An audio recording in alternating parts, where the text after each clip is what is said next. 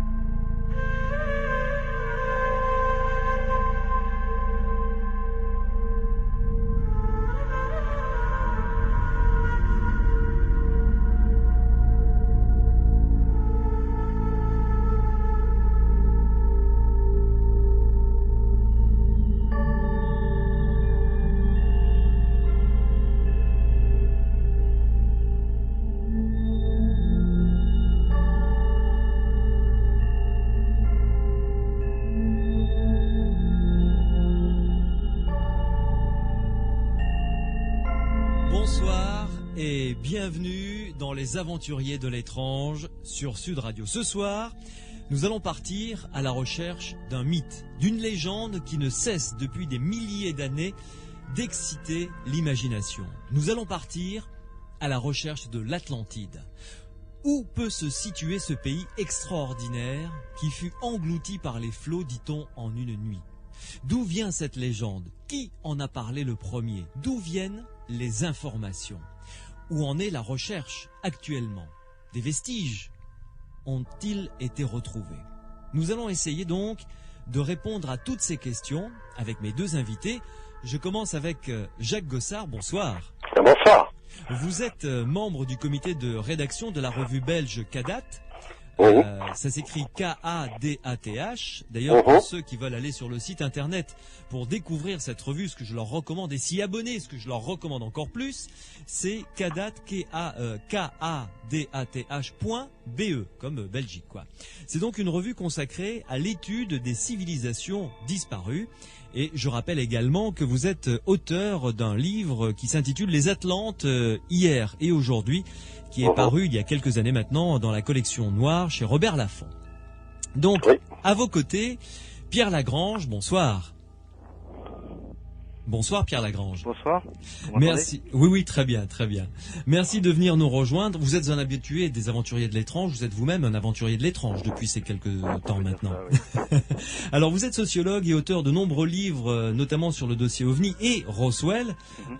Vous êtes aussi intéressé à l'Atlantide. Donc, avec vous deux, Jacques Gossard et vous, Pierre Lagrange, nous allons partir donc sur les traces des Atlantes et de l'Atlantide, si tant est que cela et exister. On se posera les questions évidemment nécessaires dans le courant de cette émission. Alors vous qui nous écoutez, vos commentaires et vos questions sont, vous le savez, dans cette émission les bienvenus. Vous pouvez nous appeler au 0826 300 300. Morad est au standard et attend vos questions. 0826 300 300. Vous pouvez également me faire parvenir directement vos commentaires en passant par le biais du SMS. Je serai votre porte-parole. Vous tapez Sud sur votre portable, vous laissez un espace, vous rédigez votre question, votre commentaire, votre réaction et vous envoyez le tout au 71 200. Et vous le savez, à partir de 23h, avec Pierre Massias, nous analyserons vos témoignages. Vous pouvez nous appeler, vous inscrire dès maintenant d'ailleurs pour participer à cette dernière partie de l'émission. Si vous pensez avoir vécu un phénomène de l'ordre du paranormal, vous pouvez nous appeler, vous pouvez appeler Morad au 0826 300 300. Nous vous écouterons avec attention, Pierre Massias et moi-même tout à l'heure à partir de 23h30 et nous essaierons d'apporter des réponses à vos questions. Les aventuriers de l'étrange avec Louis Benedy sur Sud Radio. L'histoire donc de l'Atlantide. Tout de suite, nous allons commencer avec vous, Jacques Gossard. Alors, commençons par le début, si vous le voulez bien. La légende de l'Atlantide est née où et quand? Et de quelle manière?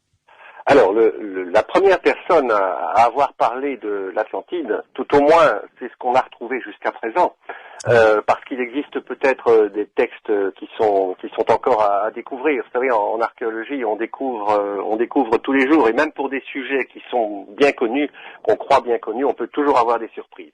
Mais au point où en sont les choses actuellement, le premier à avoir parlé de l'Atlantide, c'est le philosophe grec Platon. Qui vivait au 5e siècle avant Jésus-Christ, je le rappelle.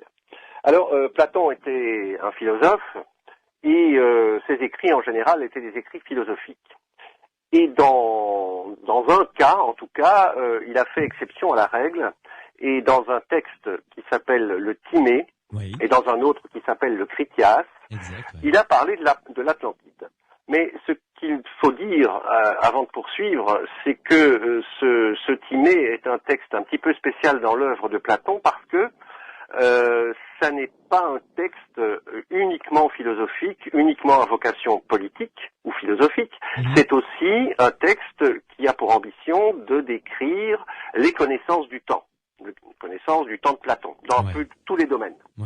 Et c'est dans ce contexte-là qu'il a parlé de l'Atlantide. Alors, que dit-il de l'Atlantide? Eh bien, il fait parler quelqu'un qui s'appelle Critias le Jeune. C'est quelqu'un que nous allons retrouver dans quelques instants, parce qu'il faut voir d'où Platon a tiré cette histoire. Et je vais commencer par décrire très brièvement ce que dit Platon de l'Atlantide. Alors il dit, voilà, l'Atlantide d'abord, c'était un pays, une île plutôt, qui était située au-delà des colonnes d'Hercule. Point très important évidemment, parce que les colonnes d'Hercule, tout le monde sait où ça se trouve, c'est à l'endroit que l'on appelle actuellement le détroit de Gibraltar. Oui, la liaison entre la Méditerranée et l'océan Atlantique, quoi. Voilà. Exactement. Ouais. Et au-delà des colonnes d'Hercule, pour Platon, évidemment, ça veut dire au-delà par rapport à son pays, donc vers l'océan Atlantique. Oui. Première chose. Les Atlantides étaient, nous dit Platon, plus grandes que la Libye et l'Asie réunies. C'était donc pas une petite île. Ceci étant, il faut traduire en termes de l'époque, qu'entend-il par Libye, qu'entend-il par Asie? Bon, la Libye, c'est l'Afrique du Nord, excepté l'Égypte, et l'Asie, c'est bien entendu l'Asie qu'il connaissait, c'est-à-dire l'Asie mineure. Oui, ce qui fait déjà un beau pays quand même. Ce qui fait déjà un beau pays, hein. Ce qui fait déjà une fameuse île. Une belle superficie, oui, tout à fait, oui. Voilà. Donc, c'était, nous dit Platon, une île située au-delà des colonnes d'Hercule, plus grande que la Libye et l'Asie réunies, et il précise, et ça c'est important de le dire aussi, que de cette île, on pouvait passer dans d'autres îles et finalement atteindre le continent qui s'étend en face d'elle. Oui. Bon. Voilà. Si on voit une carte de l'océan Atlantique, on pense tout de suite évidemment à l'Amérique. Oui. C'est-à-dire qu'on pouvait quasiment traverser, non pas à pied, mais presque, du détroit de Gibraltar jusque l'actuelle Amérique, en passant par ce continent, l'Atlantide. Voilà. Oui, selon Platon toujours. Hein. Là, selon Platon, voilà. Selon Platon, c'est la plus ancienne source, je le répète, et finalement, c'est la seule source que nous ayons. Personne d'autre n'en parle. Tous ceux qui en ont parlé par la suite font référence à Platon. Oui. Jacques Gossard, une petite pause. Je me tourne vers Pierre Lagrange. Pierre Lagrange, jusque-là, vous êtes tout à fait d'accord, j'imagine, puisque c'est l'unique source que l'on connaisse jusqu'à maintenant. Oui, c'est ça. En fait, l'histoire de l'Atlantide, on la connaît que par Platon. Bon, il y a tout un tas, après, les débats suivent les deux textes de Platon. Il y a eu tout un tas de suppositions après pour dire que l'Atlantide était évoquée ailleurs, notamment dans les mythologies de l'Amérique centrale. Mais tout ça après relève effectivement du débat qui va suivre. Oui. Mais l'Atlantide, l'île de l'Atlantide, c'est Platon qui donne le plus de détails. Donc on est obligé de se référer à lui et du coup d'essayer de comprendre ce qu'il a bien voulu dire par là. Oui, tout à fait. C'est ça le Oui. problème. Oui. Alors, Jacques Gossard, c'est vrai que il y a par exemple publié dans la revue dont vous vous occupez, qu'à date, il y a également un article tout à fait intéressant sur une explication de texte de Platon, parce qu'il y a eu des traductions également. Donc déjà, il faut que tout le monde soit d'accord sur l'interprétation du texte, et ce qui n'est pas facile. Mais pour le moment, restons-en à ce que dit Platon. Alors, ensuite. Alors ensuite, Platon va décrire l'île Atlantide. Oui. Et la première chose qu'il dit, c'est que cette île était composée de deux parties. Une partie montagneuse et une partie montagneuse plutôt vers le nord et vers le sud, une plaine. Oui. Plaine qui et entre la plaine et la montagne, on situait la capitale, la cité royale, qui était la plus vieille cité de l'Empire Atlante. Oui.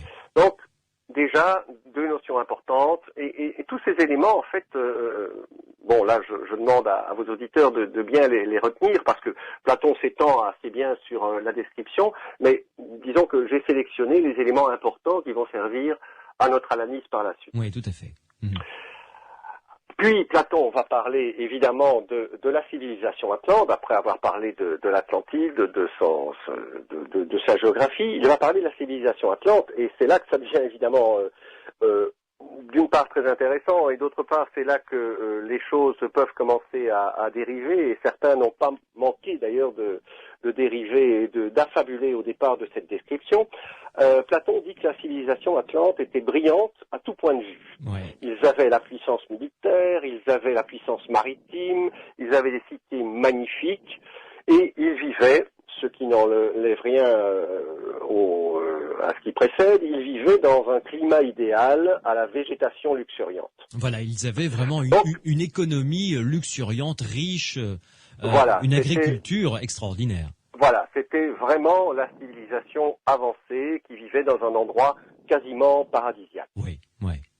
Donc, ils avaient tout pour être heureux. Mais évidemment, l'homme étant un perpétuel insatisfait, les rois atlantes finirent par vouloir encore plus. Et ne se contentant plus de leur domination sur cette magnifique contrée, et nous dit Platon sur d'autres contrées, parce que les rois atlantes n'avaient pas uniquement la suprématie, le pouvoir sur l'Atlantide, non, ils avaient des colonies, ils avaient des comptoirs un petit peu partout, et certainement en dehors de l'Atlantide. Donc, Platon précise même qu'ils étaient maîtres de la Libye jusqu'à l'Égypte et de l'Europe jusqu'à la Tyrénie. Oui, et donc, oui. ces rois atlantes, ne se contentant plus de leur empire, de l'empire qu'ils avaient, décidèrent d'entreprendre de nouvelles conquêtes. Et entreprenant de nouvelles conquêtes, ils devaient, à un moment ou à un autre, se heurter aux Grecs. Et c'est là, évidemment, que les choses commencent à déraper un petit peu dans les chronologies. C'est que là, Platon fait intervenir les Grecs et l'armée grecque, qui va se heurter à l'armée atlante, beaucoup plus puissante, mais au terme d'un combat extrêmement héroïque, dur, épique, évidemment. Oui. Ce sont les Athéniens qui vont gagner. Et ce sont les Athéniens qui vont finalement gagner. Oui. Bon, alors là, évidemment, plus exactement, on peut dire que ce n'est probablement pas tout à fait exact historiquement, puisque, mais ça je vais y revenir tout de suite, l'Atlantide c'est pas au même moment qu'Athènes, et donc on peut supposer que là Platon a introduit des éléments qui ne sont plus des éléments historiques, mais qui relèvent simplement de la politique et même de la propagande politique. Oui. Jacques Gossard, Pierre Lagrange, nous allons faire une première pause, on va se retrouver dans quelques minutes.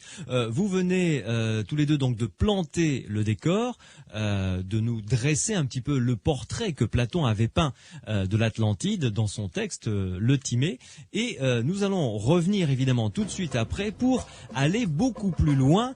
Déjà commencer par se poser la question de savoir d'où Platon tenait-il ces informations.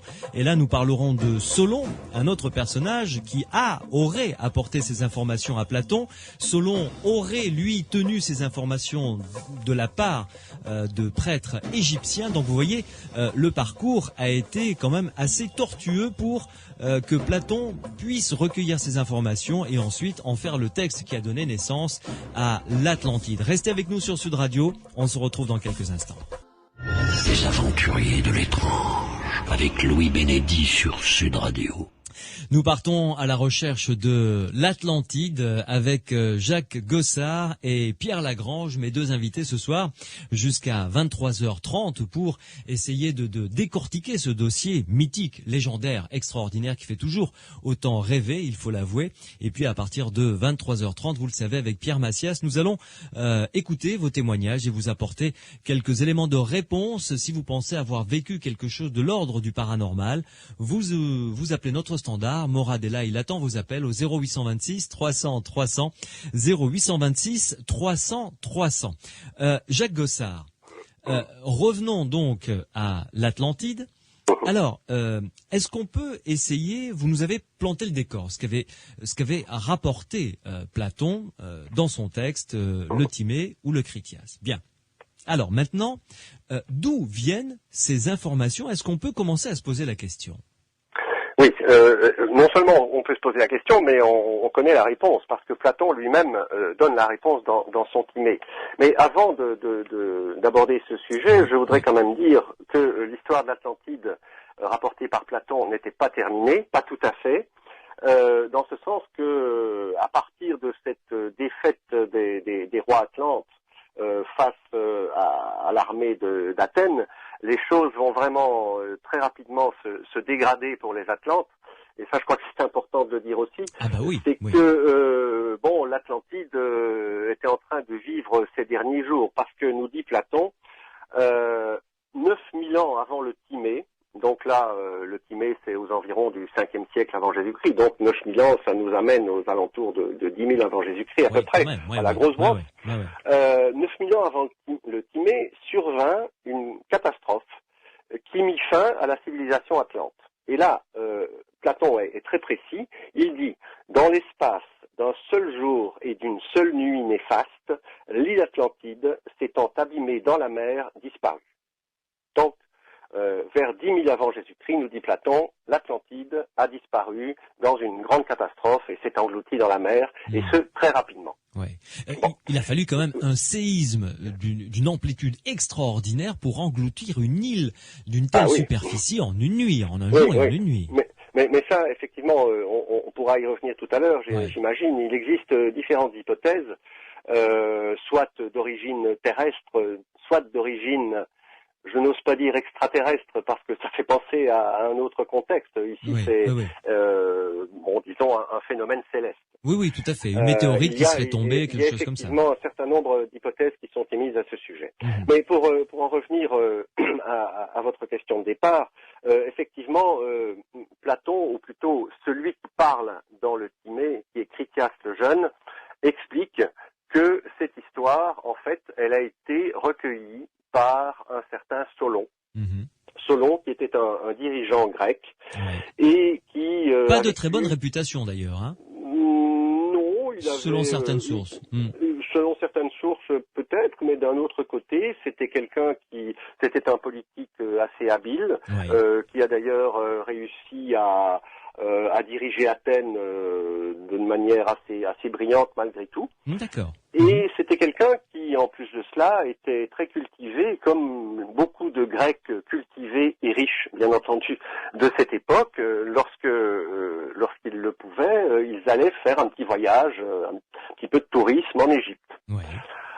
D'autres l'ont fait, hein. Pythagore l'a fait aussi. La plupart des grands penseurs grecs sont allés en Égypte. Mais donc, Solon décide de partir en Égypte pour un voyage qui évidemment a duré un certain temps, et il se retrouve en Égypte aux alentours de 570 avant Jésus-Christ. Et là, bien sûr, il prend le temps de musarder à gauche et à droite, et c'est ainsi qu'il se lie d'amitié avec des prêtres égyptiens. Des prêtres égyptiens du temple de Saïs. Saïs, c'est une ville qui se trouve dans le delta du Nil, donc dans le nord de l'Égypte. Oui, oui. Et là, c'est pour la première fois, ayant gagné la confiance de ces prêtres égyptiens, ce sont ces prêtres qui vont lui parler pour la première fois de l'Atlantide, qui vont lui raconter l'histoire de l'Atlantide. Alors évidemment, c'est la première fois que Solon entend parler non seulement de l'Atlantide, mais du fait qu'une civilisation aussi ancienne et aussi brillante a pu exister. Donc il est vivement impressionné par la chose. Est-ce qu'il prend des notes? Ça, on n'en sait trop rien, mais en tout cas, lorsqu'il rentre à Athènes, il en parle à quelqu'un qui est probablement son frère, un certain Dropides. Dropides lui-même va en parler à quelqu'un de la famille qui s'appelle Critias l'Ancien. Et à la fin de sa vie, Critias l'Ancien va raconter l'histoire de l'Atlantide à Critias le Jeune. Et Critias le Jeune, lui, va en parler à Platon, et Platon va le faire parler dans son Timée pour raconter l'histoire de l'Atlantide. D'accord. Voilà comment les choses se sont passées. Donc, au départ, la vraie source, c'est l'Égypte. Ce sont les prêtres égyptiens. Le cheminement quand même de cette histoire, puisque c'était une histoire recueillie oralement auprès de prêtres égyptiens, les prêtres de Saïs, est quand même passé, je dirais, de bouche à oreille, et on connaît quand même les méfaits de ce genre de transport oral, même si les transporteurs entre guillemets sont de bonne foi. Vous voyez, il peut y avoir des formations quand même petit à petit. C'est vrai. C'est vrai qu'il peut y avoir des formations, mais d'abord, on ne sait pas si Solon a pris des notes. Ça, c'est une première chose à dire. La deuxième chose à dire, c'est que il semblerait que Solon ait eu accès également à des textes et qu'il ait pris certaines notes au départ de ces textes, parce qu'apparemment, il avait appris quelques rudiments de hiéroglyphes. Et d'ailleurs, ça a fait controverse, et on pourra en reparler tout à l'heure à propos d'une des hypothèses. Et je dois souligner aussi que c'est vrai que lorsqu'un récit passe de bouche à oreille, il a tendance à se transformer, mais ça, c'est surtout vrai pour notre époque qui n'a plus la tradition de l'oralité. Alors qu'à l'époque de Platon, cette tradition orale était quelque chose de beaucoup plus vivace. Et on connaît des poèmes, des récits parfois très longs qui se sont, dans toutes les civilisations d'ailleurs, qui se sont transmis très fidèlement de bouche à oreille et uniquement par la tradition orale. Donc, d'une part, c'est vrai qu'il faut émettre quelques réserves, en tout cas il faut être prudent, mais d'un autre côté, il faut tenir compte aussi du contexte et du fait que cette tradition orale était toujours beaucoup plus vivace qu'actuellement. Oui. Je me retourne vers Pierre Lagrange. Pierre Lagrange, vous êtes d'accord, j'imagine, avec ce qu'a dit Jacques Gossard jusqu'à présent. Là, on a retracé, on a planté le décor vraiment de l'origine, du point d'origine de ces prêtres de Saïs en Égypte jusqu'à Platon. Oui, en fait, tout le problème se situe effectivement entre est-ce que Platon invente une histoire en la prêtant à Critias, en faisant un conte philosophique en quelque sorte. Critias, lui, dit qu'effectivement il y a un lien de parenté entre son arrière-grand-père Dropide et Solon. Solon, donc, lui aurait au cours d'un voyage en Égypte discuté avec les prêtres qui s'amusaient d'ailleurs de la courte mémoire des Athéniens sur leur propre passé et qui leur raconte donc cette histoire qui remonte à 9000 ans. Et donc là, il y a toute une généalogie de l'histoire qui est construite. La question, c'est effectivement si un jour on tombait sur le manuscrit de Solon, ça serait extraordinaire. Mais là, Critias nous dit lui-même qu'en fait, Solon l'a raconté à Dropide, qu'il a raconté à Critias, alors qu'il était déjà très âgé. Donc apparemment, il n'y a qu'une transmission orale de cette histoire. Et là, c'est vrai qu'il y a, moi, quand j'entends un chiffre comme 9000 ans, là en anthropologie il y a eu un certain nombre de travaux sur la transmission des récits et nous on est habitué à une société où on a constamment la possibilité d'avoir recours à l'écrit. C'est vrai que dans des sociétés anciennes où l'écrit était quand même quelque chose de beaucoup plus réservé à certaines castes, où la transmission était orale, on n'a pas idée de du dynamisme justement des sociétés orales et de la façon dont les récits intègrent des éléments nouveaux constamment. Donc toute la question, c'est de savoir comment arriver à reconstituer quelque chose qui serait une version assez crédible de l'histoire, à supposer bien sûr que ça ne soit pas un mythe inventé par Platon lui-même, et qu'il y ait quelque chose dont il se soit servi éventuellement à des fins politiques ou philosophiques. On peut très bien imaginer que cette histoire ait circulé, que ça puisse faire partie d'une espèce de folklore, déjà chez les Égyptiens, et qu'ils s'en soient servis pour illustrer la politique athénienne ou des choses de ce genre. Mais là, il y a vraiment une question intéressante. Et bon, comme on n'a que ce texte, tout le débat s'est porté là-dessus. Alors, il faut savoir que dès l'époque de Platon, les propres élèves de Platon, ses successeurs à l'Académie et tout, se disputent sur l'historicité. Certains pensent que c'est vrai, que c'est un récit historique simple, et d'autres vont commencer à se disputer. Donc, le débat qui nous agite aujourd'hui, c'est exactement le même qui agitait les gens à l'époque de la lecture du Timée du Critias, à l'époque de Platon, en fait. Mais oui, tout à fait. Jacques Gossard, vous êtes d'accord avec cette analyse, bien entendu. Oui, bien sûr. On va continuer à explorer ce dossier parce que c'est quand même une histoire, un mythe, une légende qui a excité l'imagination depuis maintenant des millénaires. D'ailleurs, tiens, juste avant que l'on fasse une pause et que l'on commence à étudier, à regarder de près les différentes hypothèses, qu'est-ce qui fait que, à votre avis, parce que même si ça n'est qu'une histoire, c'est quand même une très belle histoire. Et qu'est-ce qui fait que cette très belle histoire vive encore jusqu'à aujourd'hui ? Rien que ça, c'est extraordinaire, d'ailleurs. Oui, effectivement. On peut se poser des questions à ce niveau-là aussi. Mais il faut savoir que, d'ailleurs, Pierre Lagrange le rappelait, les premiers siècles d'existence de l'histoire de l'Atlantide n'ont pas été très très glorieux parce que effectivement il y a eu beaucoup de contestations quant à l'authenticité de cette histoire, et notamment Aristote l'a enterré, enfin l'a enterré, l'a écarté, l'a écarté, l'a mis, l'a replongé dans la mer d'où elle n'aurait jamais dû sortir. Et comme Aristote est resté pendant très longtemps l'autorité incontestée et incontestable, il a fallu attendre pratiquement le XVIe siècle pour que on recommence à s'intéresser véritablement à l'Atlantide. Et à partir de ce moment-là, c'est vrai que l'Atlantide c'est toujours resté un sujet tout à fait fascinant et qui a finalement permis à un certain nombre de personnes d'émettre des hypothèses un petit peu dans tous les sens, mais en tout cas qui a suscité beaucoup de passion. Toujours beaucoup de passion. Beaucoup d'artistes se sont penchés, que ce soit des dessinateurs de bande dessinée, je pense à la célèbre aventure de Black et Mortimer concernant l'Atlantide, qui est absolument magnifique. Des films, j'en parle même pas, il y en a pléthore, et des romans, évidemment, il y en a des palanquées entières. Vous restez avec nous, Jacques Gossard, Pierre Lagrange, une pause et on va se retrouver dans quelques instants pour étudier les différentes hypothèses. Et là, d'ailleurs, je viens de recevoir un SMS qui est envoyé par Pachi du Pays Basque, qui dit voilà, je suis du Pays Basque et j'ai lu que notre civilisation ainsi que les Bretons, les Irlandais, il y a aussi un peuple qui vivrait au Maroc, je pense qu'il fait allusion aux Berbères, serait d'origine atlante. Je n'y crois pas trop, ajoute-t-il.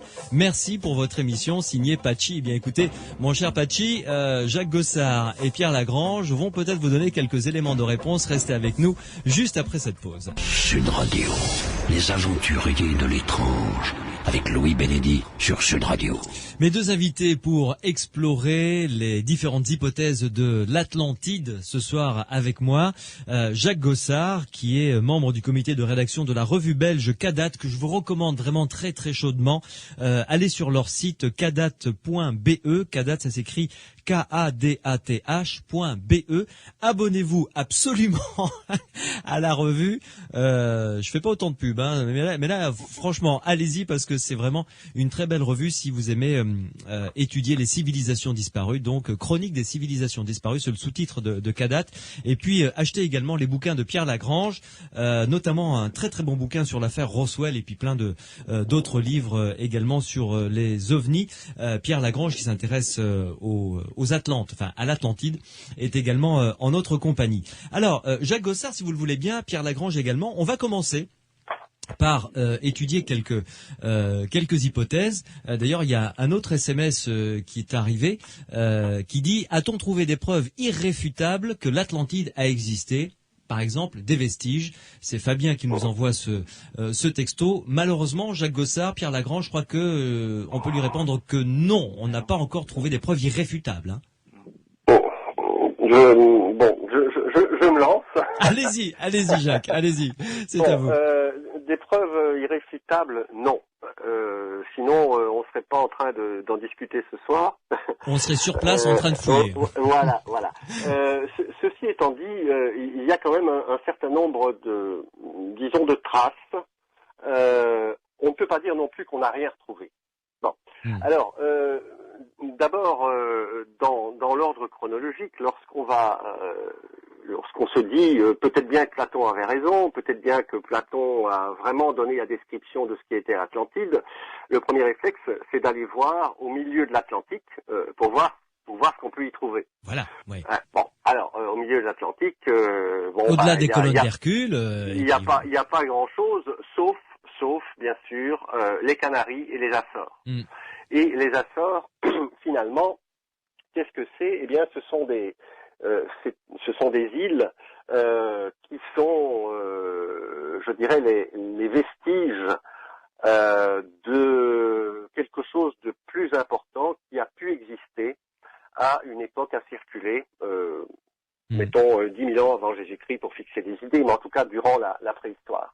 En fait, c'est une région, les Açores sont situés dans une région à forte activité volcanique. Il faut savoir que cet endroit de l'Atlantique, donc entre l'Europe et l'Amérique, est l'endroit où l'océan Atlantique est né. C'est de là que tout est parti. C'est à partir de cette faille qui va du nord au sud à travers tout l'Atlantique qu'est né l'océan. Donc c'est une zone de volcan. Donc c'est une zone fragile. C'est une zone qui bouge beaucoup, qui a toujours beaucoup bougé, qui a toujours été fort active. Ça, c'est une première chose à dire. La deuxième chose à dire, c'est que si on regarde le sous-sol, donc le fond marin, on s'aperçoit qu'il y a quelque chose, il y a une sorte de plateau rocheux à l'endroit des Açores, à l'endroit donc où pourrait avoir existé l'Atlantide. Ça peut être, c'est pas une preuve évidemment, mais en tout cas, c'est un indice qui nous pousse à aller un petit peu plus loin. Et puis, on a fait quand même quelques découvertes, très très rares. Je ne citerai finalement qu'une seule découverte qui a été faite à la fin du 19e siècle. C'est un morceau de roche qui a été remonté de cette région-là, trouvé au fond de la mer. Et d'après les experts qui ont examiné cette roche, je n'ai plus son nom en tête, je devrais le une roche volcanique, en tout cas vite. Une roche volcanique, mais qui n'a pu, selon les experts, se former qu'à l'air libre. Donc, il est possible, en tout cas ça va dans le sens de l'existence d'une terre émergée à un certain moment de l'histoire de l'océan Atlantique. Oui, qui a pu s'enfoncer au cours d'un séisme, et il n'y a que les parties les plus hautes qui sont restées à la surface de l'eau qui ont donné les Açores, par exemple.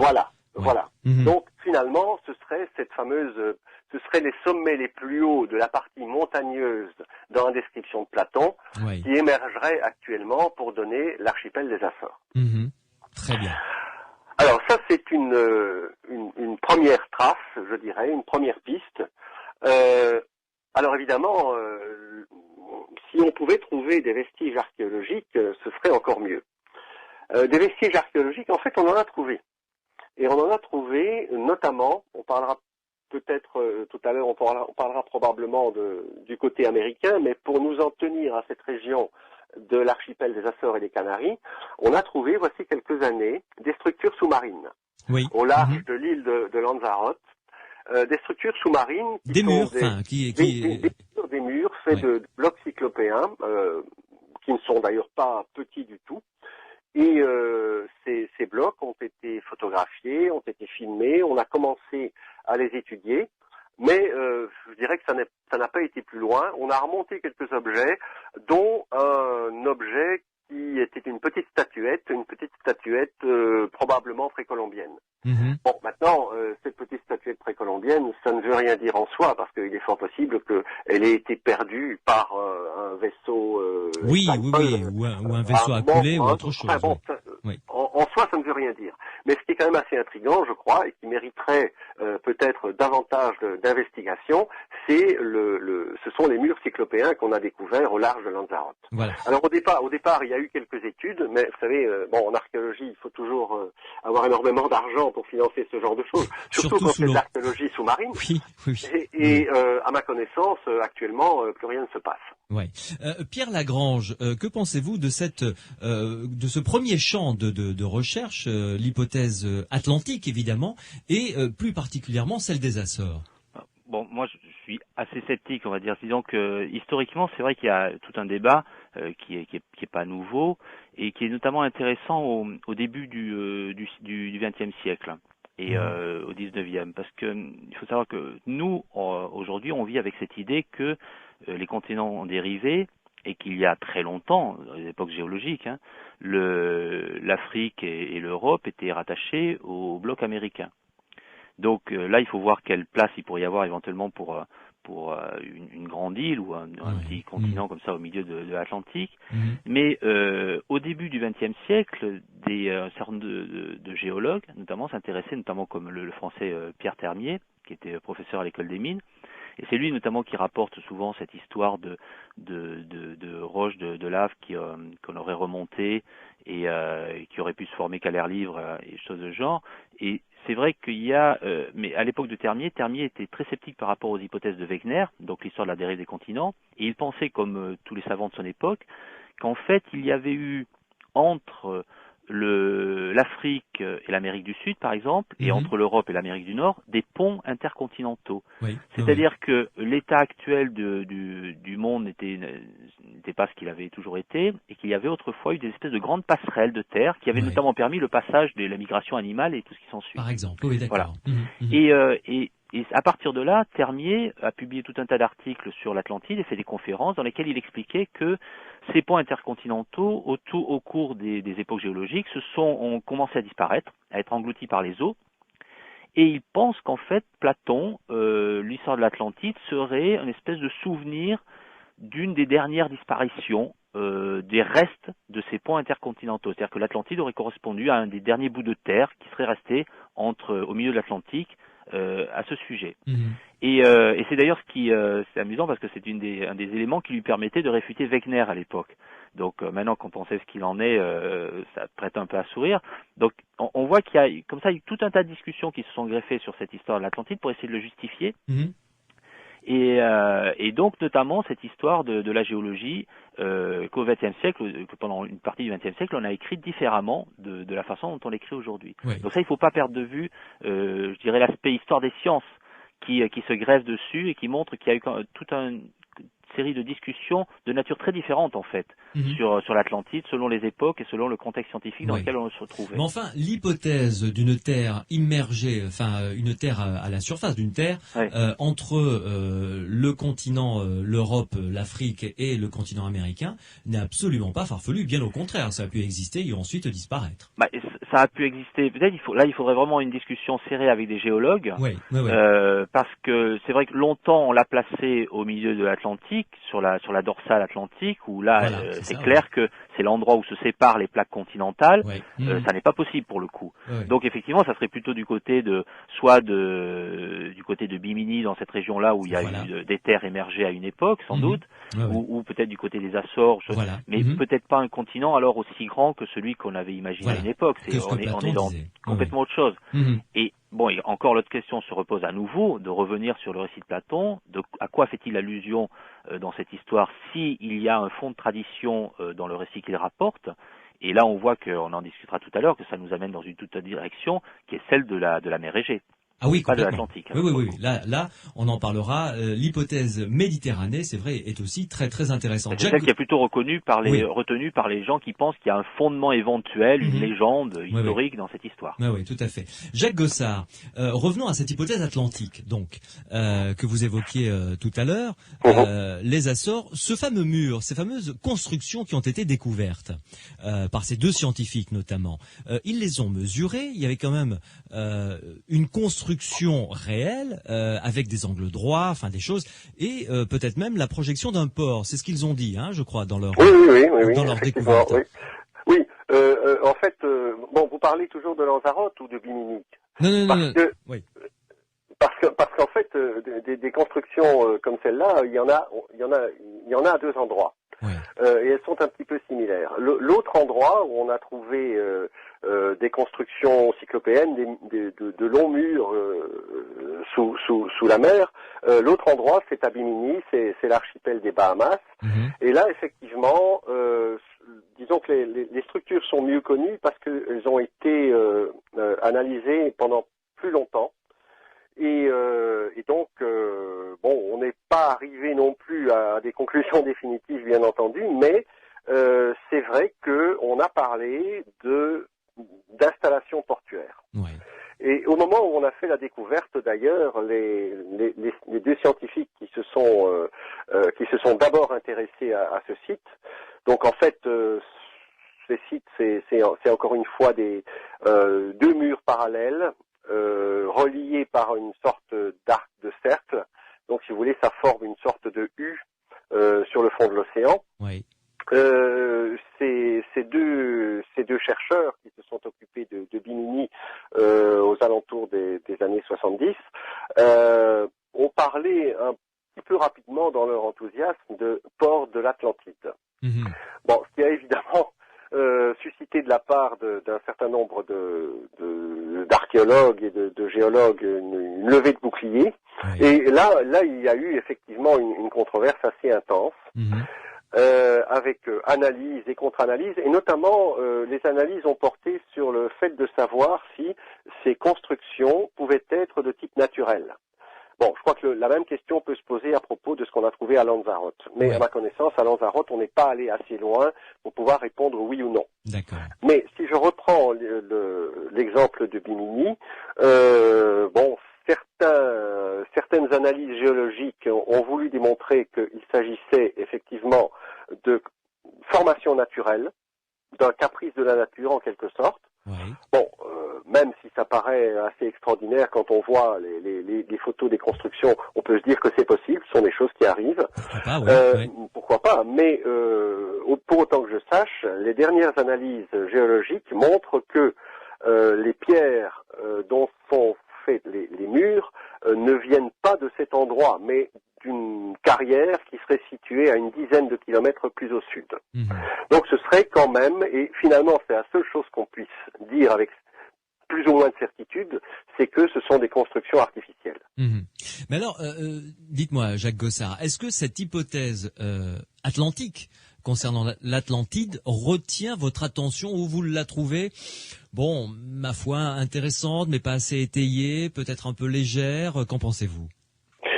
Ben, je dirais que de toute façon, ma préférée, c'est celle qui place l'Atlantide en Belgique, parce que oui.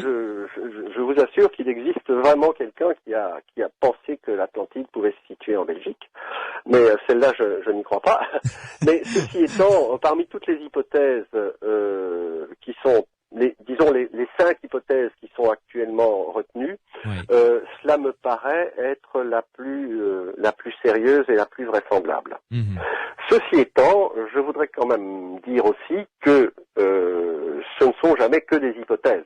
Oui. Et que dans le cas de l'Atlantide, je ne pense pas qu'on puisse jamais prouver véritablement que l'Atlantide a bel et bien existé. On peut en trouver des traces, on peut en suspecter des descendants et des descendances dans les civilisations, dans les peuples, mais aller retrouver vraiment l'Atlantide, ça je ne sais pas si ce sera un jour possible. Ouais. Enfin, on peut rêver, hein. Oui, on peut rêver, mais à l'heure actuelle, même l'hypothèse la plus crédible à mes yeux ne reste qu'une hypothèse. Ouais. Cela étant, il y a quand même 10 000 ans, un peu plus de 10 000 ans qui est passé par là. Et quand on sait les dégâts que font l'eau, enfin le sel, l'eau marine, enfin l'eau de la mer, sur tous les vestiges qui sont au fond de l'eau, on se dit que 10 000 ans qui sont passés par là, il y a quasiment aucune chance de retrouver quelque chose de plausible, je dirais. Très peu de chance. Ouais. À part les vestiges dont on vient de parler, Voilà. donc à Bimini et à Lanzarote, je crois qu'effectivement on ne retrouvera jamais rien. On ne retrouvera jamais de preuves directes de l'existence de l'Atlantide. Ouais. Parce que effectivement, bon, les objets, si objets il y a eu, ont disparu. Mais ceci étant, je pense que à partir du moment où les preuves archéologiques évidentes, directes, sont inexistantes par définition, il faut chercher dans d'autres directions. Il faut aller chercher dans les directions, je dirais, non plus rechercher l'Atlantide, mais plutôt rechercher les Atlantes. Oui, d'accord. Alors ça, on va y revenir en toute fin d'émission, en fin de parcours, parce qu'il y a des choses tout à fait intéressantes, notamment qu'on peut retrouver du côté de l'Égypte sur des bas-reliefs représentant des guerriers venant du nord, etc. Enfin, qui peuvent être des pistes tout à fait intéressantes. Une pause et on se retrouve dans quelques instants avec Jacques Gossard et Pierre Lagrange pour continuer à aller à la recherche de ce mythe extraordinaire qu'est l'Atlantide. On va aller se balader du côté de la Méditerranée, nous irons également dans la mer du Nord, au large du Danemark, nous étudierons d'autres hypothèses, peut-être un petit peu plus farfelues, comme l'Atlantide en Antarctique, et enfin, nous essaierons, comme vient de le dire Jacques Gossard, de retrouver peut-être des traces étonnantes de civilisation atlante tout autour de la Méditerranée, ou peut-être ailleurs, puisque si Atlantide il y a eu, quand il y a eu ce séisme, eh bien les Atlantes sont peut-être partis ailleurs avec leur savoir. Et là, ils ont peut-être laissé des traces. C'est la question qu'on se posera dans quelques instants. Les aventuriers de l'étrange, avec Louis Bénédy sur Sud Radio. Avec mes deux invités, nous essayons de, non pas retrouver l'Atlantide, mais de découvrir quelles sont les différentes hypothèses qui existent actuellement, en l'état actuel des recherches. Jacques Gossard, donc, membre du comité de rédaction de la revue Cadat, qui est une revue belge qui se consacre aux civilisations disparues. Et puis Pierre Lagrange, qui est sociologue et auteur de nombreux livres sur les dossiers OVNI et dossier Roswell notamment, qui s'intéresse à l'Atlantide. Alors, je me tourne vers vous, Jacques Gossard. Voulez-vous que l'on continue dans l'Atlantique et qu'on remonte peut-être un petit peu plus haut dans la mer du Nord, le large du Danemark, ou voulez-vous que l'on passe directement à la Méditerranée ? Eh bien, on peut remonter vers le Danemark. Alors, allons-y, parce que c'est une hypothèse qui a été émise par un Danois, justement, hein. Par un Autrichien. Par un Autrichien, pardon. Et qui est quand même assez structuré, quoi. Enfin, je veux dire, c'est pas... Oui, tout à fait. En fait, le chercheur en question s'appelle Jürgen Spanut. Oui. Il était autrichien et pasteur de son État. Oui, tout à fait. Et il avait une grande passion dans la vie, c'était les anciennes civilisations du nord de l'Europe. Civilisation qu'il avait étudiée pendant de nombreuses années. Et à un moment donné, il a fait un voyage en Égypte et il a visité un temple assez célèbre à Thèbes, l'actuel Luxor, qui est le temple de Medinet Abou. Medinet Abou, c'est le temple funéraire d'un pharaon de la 20e dynastie qui est Ramsès III. Et sur ce temple, il a pu contempler des fresques qui montraient d'une part une bataille entre des Égyptiens et des peuples étrangers, et d'autre part ces mêmes Égyptiens faisant de nombreux prisonniers et les emmenant en captivité. Et en regardant ces guerriers étrangers, il s'est aperçu que ils étaient vêtus et leur armure était faite de la même manière que les peuples qu'il étudiait, c'est-à-dire les peuples préhistoriques, enfin proto-historiques, disons, de l'Europe du Nord. Oui. Et plus précisément de la région de d'Heligoland.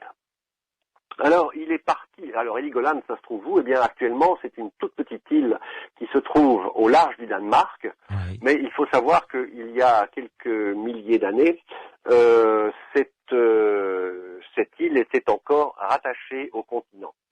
Et dans cette région, aux alentours de 3000 avant Jésus-Christ, entre 4000 et 2000 avant Jésus-Christ, vivait donc un peuple qui s'adonnait essentiellement au commerce, qui était très florissant, qui était en contact avec la plupart des grandes cultures de Méditerranée, parce que c'était dans cette région d'Heligoland, donc dans le nord de l'Europe, que l'on trouvait l'ambre.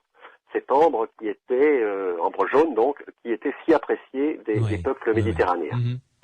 Alors tout allait bien je résume un petit peu les choses. Tout allait bien pour ces peuples qui étaient très florissants, jusqu'au jour où il y eut un certain nombre de catastrophes naturelles, notamment des séismes, un effondrement d'une partie de la région, qui poussèrent ces peuples à se mettre en marche.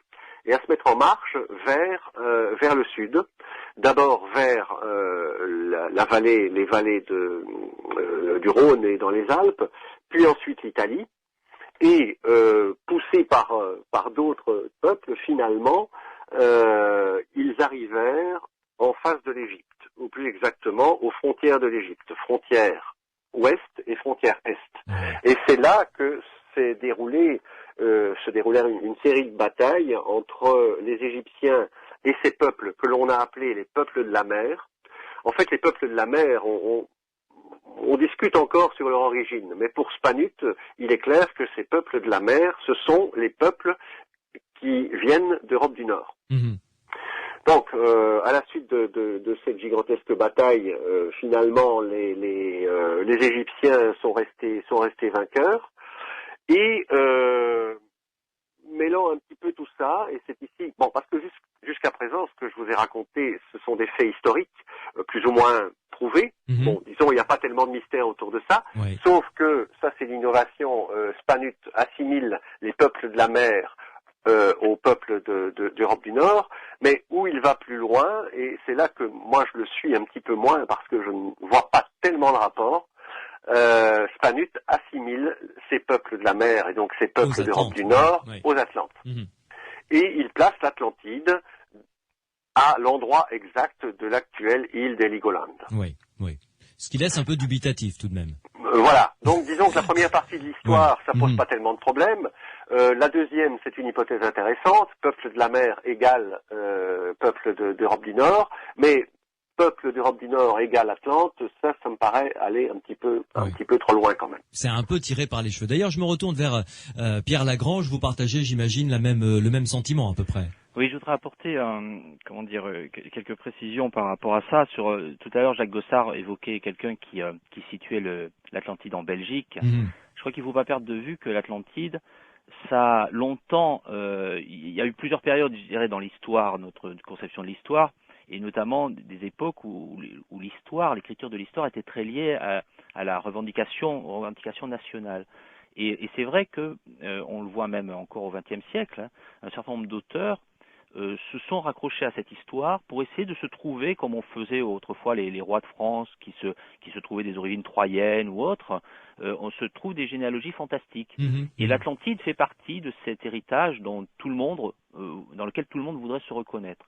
Et Vidal-Naquet, alors moi j'ai pas d'informations sur les sources, mais je sais que Vidal-Naquet, chaque fois Pierre Vidal-Naquet, donc l'historien récemment disparu, spécialiste de l'Antiquité, chaque fois qu'il évoque, il a écrit plusieurs articles très documentés sur l'Atlantide et sur le mythe de l'Atlantide et sur le rôle de l'Atlantide dans les mythes nationalistes notamment. Et il a publié un ouvrage un peu avant sa mort aux Belles Lettres qui reprend l'ensemble de ses travaux sur l'Atlantide. Il avait évoqué un peu Spanut et il fait le lien entre Spanut, c'est quand même sa carrière. Bon, il a publié ses ouvrages dans les années 50, on les connaît dans les années 50 en Europe, mais dans les années 30, il a participé, il était en Autriche et en Allemagne, enfin l'Allemagne et l'Autriche, on connaît cette période de l'histoire, et l'Atlantide a été revendiquée par les nazis, comme faisant partie de leur héritage, notamment par Rosenberg, qui était un des grands idéologues nazis, qui dans son ouvrage Le mythe du XXe siècle considère que les Allemands, les Germains, sont des descendants des Atlantes. Oui. Donc, là, il y a danger quand même. Voilà, il y a cet aspect qui est tout à pas qu'on peut pas négliger, qui est l'aspect nationaliste. On le voit même aussi à l'époque, en 39 et après la guerre, dans le travail de Marinatos, l'archéologue grec, qui lui va situer l'Atlantide dans la mer Égée, avec l'explosion de l'île de Terra et de Santorin. Et là aussi, il y a quelque chose à l'époque, on est à l'époque des colonels, tout ça, enfin, il y a tout un contexte politique qui est assez intéressant. Et c'est vrai que souvent, l'Atlantide a été récupérée par différentes personnes dans différents pays, avec cette idée de se trouver des ancêtres atlantes. Et ça, je pense que ça joue un rôle malgré tout. Alors aujourd'hui, c'est vrai que l'histoire de... Il y a même certaines sectes qui l'exploitent. Ce oui, filon mais aussi, ça, de toute façon, l'Atlantide est mis à toutes les sauces. On les trouve dans les soucoupes volantes, on trouve tout. Les Atlantes ont toutes les nationalités possibles, y compris extraterrestres. Oui, c'est vrai. Mais c'est vrai que quand on retrace l'histoire, on se rend compte qu'il y a cet aspect national est important. Et du coup, ça explique aussi l'espèce de rejet un peu épidermique dont le sujet est l'objet par les archéologues actuels, qui travaillent complètement différemment.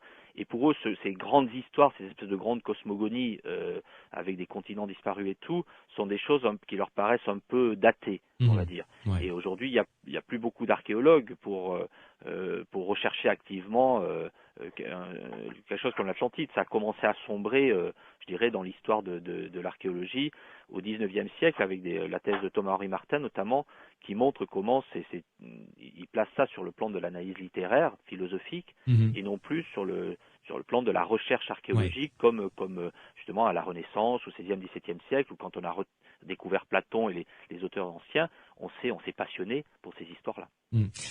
Jacques Gossard, vous êtes bien évidemment d'accord avec cette mise en garde de Pierre Lagrange, parce que les nationalistes de tout poil, évidemment, aimeraient beaucoup être les descendants des Atlantes. Ça fait bien sur un arbre généalogique, ça nous. Absolument. À titre personnel aussi, d'ailleurs. J'aimerais bien être un Atlante réincarné. Oui, je vous comprends tout à fait. Alors, si vous le voulez bien maintenant, il nous reste encore trois quarts d'heure, on va dire. J'aimerais bien que l'on aborde quand même l'hypothèse Méditerranée. Alors, l'hypothèse Méditerranée avec, comme l'a dit Pierre Lagrange à l'instant, la mer Égée. Qu'en pensez-vous, Jacques Gossard? Bon, eh bien... D'abord, quelle était cette hypothèse? Alors, cette hypothèse, elle part d'un fait tout à fait historique, que personne ne conteste. La seule chose qu'on conteste finalement, c'est la date précise, c'est l'explosion d'une île qui est bien connue maintenant des touristes, qui est l'île de Terra ou Santorin. C'est la même chose, qui est en fait l'île la plus méridionale des Cyclades, en mer Égée. Et cette île, lorsque on va la visiter actuellement, on est surpris par deux choses. On est surpris par sa forme, parce qu'elle a la forme d'un croissant. Et on est surpris également par le fait que dans le centre de cette espèce d'arc de cercle, vous avez une falaise gigantesque qui tombe droit dans la mer. Alors, cette falaise et la forme de cette île, c'est en fait le résultat d'une éruption volcanique qui a eu lieu au XVe siècle avant Jésus-Christ et qui a presque entièrement détruit l'île en la faisant exploser véritablement. En fait, bon, c'est un petit peu comparable, si vous voulez, à ce qui s'est passé à Pompéi. C'est-à-dire qu'on avait là une civilisation qui était très florissante, qui était probablement une civilisation de type crétois. D'ailleurs, la Crète n'est pas loin, hein. La Crète se trouve à 110 km au sud de cette île. Et donc, en 1500 avant Jésus-Christ à peu près, le volcan s'est réveillé, le volcan qui formait l'île, le centre de l'île qui à l'époque était circulaire, ce volcan s'est réveillé et assez rapidement a explosé, faisant s'effondrer le centre de l'île dans la mer. Alors, la conséquence de ça a été que avec une telle violence dans l'explosion, ça a créé un raz-de-marée gigantesque, un tsunami. Et ce tsunami a déferlé à travers toute la Méditerranée orientale. On en retrouve d'ailleurs des traces dans les écrits de l'époque et jusque dans les écrits égyptiens. Et une des traces les plus visibles semble avoir été, parce que je le disais, la Crète ne se trouve pas loin, le fait que la Crète a été touchée par ce tsunami. On a d'ailleurs retrouvé, et de nombreux archéologues ont fait des fouilles dans les ports de la Crète, on a retrouvé de nombreux bateaux qui avaient été coulés par le tsunami, dont le commandant Cousteau d'ailleurs a fait des fouilles à cet endroit-là. Et donc, partant de cette grande catastrophe qui avait vivement impressionné tout le monde méditerranéen de l'époque, et se disant que cette grande catastrophe finalement c'était comparable à cette autre grande catastrophe décrite par Platon, eh bien le parallèle a été fait en se disant, dans le fond, est-ce que cette catastrophe de Santorin ne pourrait pas être la catastrophe décrite par Platon? Effectivement, c'est tentant quand même. C'est tentant, oui. Alors, il y a quand même un petit problème, et ça c'est toute la question de savoir quel crédit on donne au récit de Platon. On en revient encore au même point. Voilà. Alors, première chose, est-ce que Platon raconte une histoire vraie ou bien est-ce que c'est une histoire fictive? À partir du moment où on décide que c'est une histoire vraie, là se pose une deuxième question. Est-ce que les détails pratiques donnés par Platon sont fiables ou bien est-ce qu'il faut les interpréter? Si on prend l'hypothèse que Platon a donné des détails fiables, notamment en matière d'ancienneté du phénomène de la disparition de l'Atlantide et en termes de dimension de l'île, Santorin ne convient pas.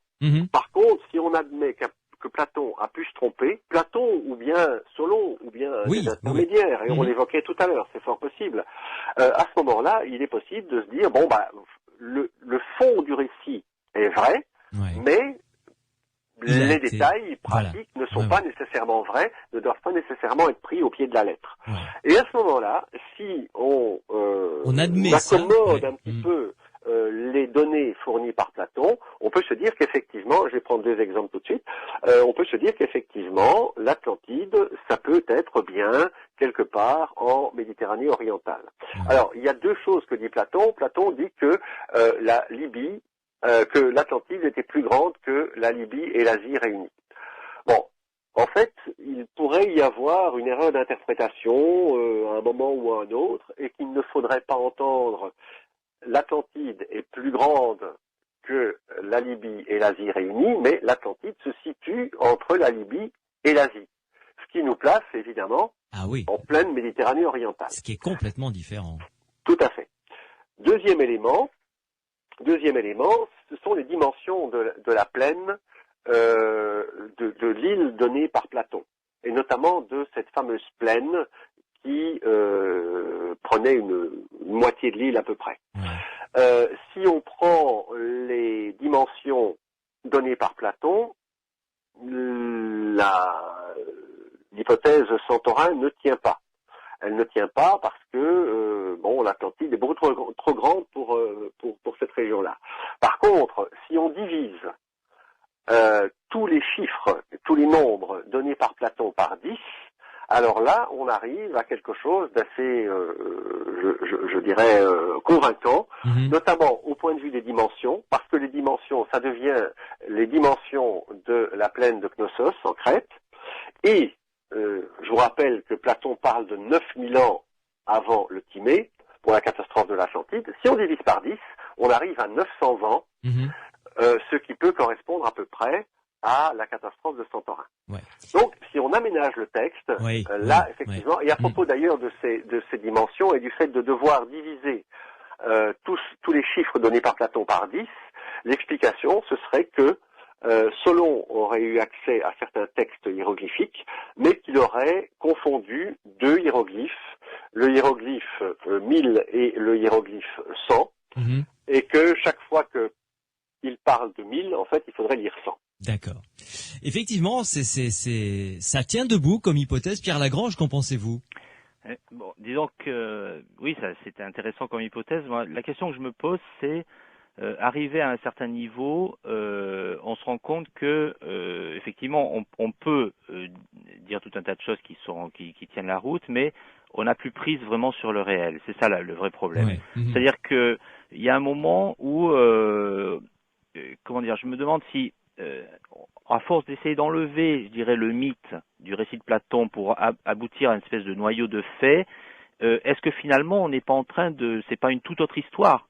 Donc est-ce que l'Atlantide c'est toujours là? Admettons que Platon, par exemple, ce soit un peu utilisé l'histoire de Santorin, qui aurait pu être l'objet d'une légende comme ça, qui se serait transmise, parce qu'on imagine qu'une catastrophe comme ça, elle a dû rester dans les mémoires. Bien sûr, oui, oui. Les Crétois ont dû s'en souvenir longtemps. Donc que ce truc se soit transmis et que Platon s'en soit servi. Finalement, on est dans un processus littéraire assez classique. Combien d'écrivains utilisent leur propre existence ou des faits vrais pour écrire leurs romans? Mais la question intéressante, c'est est-ce que c'est l'origine du roman qui est intéressant ou le roman produit en lui-même? Donc finalement, dans le récit de Platon, est-ce que l'important c'est le mythe politique qu'il construit, tout le récit politique, la démonstration qu'il construit, ou cette idée de retrouver quelque chose de vrai entre guillemets à la source? C'est là où je me pose la question. Si on avait un récit qui fasse référence à tout un tas de choses qu'on retrouve clairement et tout, mais là on se rend compte qu'on est obligé de au fur et à mesure d'élaborer énormément d'hypothèses, de chercher toujours plus. Et on voit bien que bon, il y a beaucoup d'archéologues qui pensent que effectivement l'histoire de Santorin c'est quelque chose de crédible par rapport au mythe de l'Atlantide, c'est sans doute ce qui tient le mieux et où il y a le plus de correspondance. Mais on se rend compte aussi qu'on est obligé d'aménager à beaucoup d'endroits le texte et le mythe de Platon. Oui. Donc, pour pouvoir le faire correspondre voilà, à cette île. Qu'est-ce qui est pertinent. Et alors, de là, il y a une chose qui m'intéresse, c'est que moi je m'intéresse à un personnage qui s'appelle Paul Lecourt et qui a qui a participé à une espèce de renouveau des études atlantéennes en France dans les années 1920. Et Paul Lecourt témoigne, et avec les autres personnes qui étaient avec lui, ils avaient fondé une société qui existe toujours d'ailleurs, la société qui publie une revue qui s'appelle Atlantis. Et ces gens-là s'étaient un peu disputés dans les années 20 sur la façon de s'intéresser à Atlantide. Il y avait un courant qui était représenté par un monsieur qui s'appelait Roger Devine, qui est ensuite devenu notamment un spécialiste du folklore de France. Devine disait cette question appartient aux archéologues et il faut résoudre d'un point de vue archéologique dur la question de l'Atlantide, c'est-à-dire retrouver les vestiges. Un peu comme Schliemann avec Troie, il faut retrouver les vestiges de Troie sous le mythe. Et Paul Lecourt, lui, était d'un point de vue complètement différent. Il disait cette recherche archéologique, c'est très matérialiste et tout. Et lui, dans le texte de Platon et autres, il voulait essayer de retrouver une espèce de philosophie atlante, qu'il a d'ailleurs un temps identifié. Alors ça, c'est un peu l'erreur qu'il a perdue avec tout le système politique représenté, idéologique représenté par Pétain pendant l'occupation. Mais bon, ça nous ramène encore à ces histoires un peu troubles de la période de la guerre. Mais on voit comme ça qu'il y a des espèces de deux points de vue complètement différents, des volontés d'archéologues, je dirais, de retrouver une preuve objective de l'Atlantide, et puis d'autres qui se disent l'Atlantide c'est une espèce de vaste idée qui représente une espèce d'héritage du passé qu'il faudrait retrouver dans la fondation du présent. Mais on voit que quand comme ça les preuves font défaut, il y a tout un tas d'autres façons de décliner l'histoire de l'Atlantide. Et finalement, la vraie question, c'est à partir d'un moment où on va s'acharner sur le texte de Platon, c'est est-ce que finalement ce que l'on trouve est toujours pertinent par rapport à ce que Platon a écrit. Tout à fait. Jacques Gossard, cette hypothèse de l'île donc de Terra, est-ce que vous la trouvez intéressante? Parce que si des archéologues se sont penchés sur cette hypothèse, les fouilles sont peut-être plus faciles. Là, on a des documents sur la civilisation qui a vécu sur cette île. Oui, effectivement. D'ailleurs, on a retrouvé, je parlais de Pompéi tout à l'heure, on a retrouvé toute une ville enfouie sous les cendres, qui s'appelle Acrotiri, et donc on retrouve vraiment, on a aucune, je dirais, aucun doute sur la réalité de l'explosion de Santorin. Ça, c'est un fait tout à fait prouvé. Bon, ce qui n'est pas tout à fait, ce qui est sujet à discussion pour l'instant, c'est la date exacte. Au départ, on avait parlé de 1470-1500 avant Jésus-Christ. Actuellement, on vieillirait plutôt aux alentours de 1650. Oui. Bon, on a fait de nouvelles analyses, notamment on a fait des analyses des carottages. Vous savez, on mesure beaucoup d'événements catastrophiques du passé actuellement par les carottages que l'on effectue en Antarctique. Oui. Et d'après ces dernières analyses, bon, la date serait un petit peu reculée. L'événement serait un peu plus ancien qu'on le prévoyait, mais en dehors de ça, bon, tout ça, c'est une réalité archéologique et on peut retrouver des choses. Maintenant, dire que ce qu'on a retrouvé, ce sont les vestiges de l'Atlantide, ça, c'est aller un petit peu loin. Oui, nous sommes d'accord. Et ça, c'est aller un petit peu loin et on ne peut y arriver qu'en triturant le texte de Platon. De manière assez sévère d'ailleurs. Oui, je le reconnais. Jacques Gossard, Pierre Lagrange, vous restez avec nous. Une pause et on se retrouve dans quelques minutes pour découvrir une autre hypothèse que vous connaissez bien, Jacques Gossard, puisque c'est l'hypothèse de Gérard Collina concernant le détroit de Gibraltar cette fois-ci. Et là, on serait peut-être un peu plus proche du texte de Platon. Ensuite, avec Pierre Lagrange également, nous étudierons très rapidement, parce que sont peut-être un peu plus farfelus, mais il faut en parler quand même, des hypothèses qui situent l'Atlantide en Antarctique par exemple, et une hypothèse intéressante aussi, selon laquelle l'Égypte serait l'héritière des Atlantes, la grande Égypte des pharaons. Nous verrons cela dans quelques minutes dans Les Aventuriers de l'étrange. Les Aventuriers de l'étrange, avec Louis Bénédy sur Sud Radio. Vous le savez, vous pouvez intervenir dans cette émission et poser vos questions directement à mes invités, Jacques Gossard ou Pierre Lagrange. Deux biais pour y parvenir. Vous pouvez nous appeler au 0826 300 300. Morad est au standard pour recueillir vos appels. Et bien entendu, vous pouvez me contacter directement par le biais des SMS. Vous tapez Sud sur votre portable, vous laissez un espace, vous rédigez votre commentaire, votre question, votre réaction et vous envoyez le tout au 71 200. Je me ferai le porte-parole de vos SMS. Tout à l'heure, comme l'a dit Jacques Gossard dans le courant de cette émission, nous essaierons de voir quelles sont les traces possibles qui pourraient être eh bien des traces d'Atlante après le séisme. Et là, on répondra au SMS que nous a envoyé Pachi, qui est du Pays Basque, qui dit que il a lu quelque part que les Bretons, les Basques, les Irlandais, les Berbères également, au Moyen-Orient, en Afrique du Nord du moins, seraient les descendants des Atlantes. Mais pour le moment, Jacques Gossard, évoquons cette hypothèse, qui est la dernière en date, je crois, m'avez-vous dit, de Gérard Collina concernant le détroit de Gibraltar. Et là, on serait en plein dans le texte de Platon, finalement, les colonnes d'Hercule.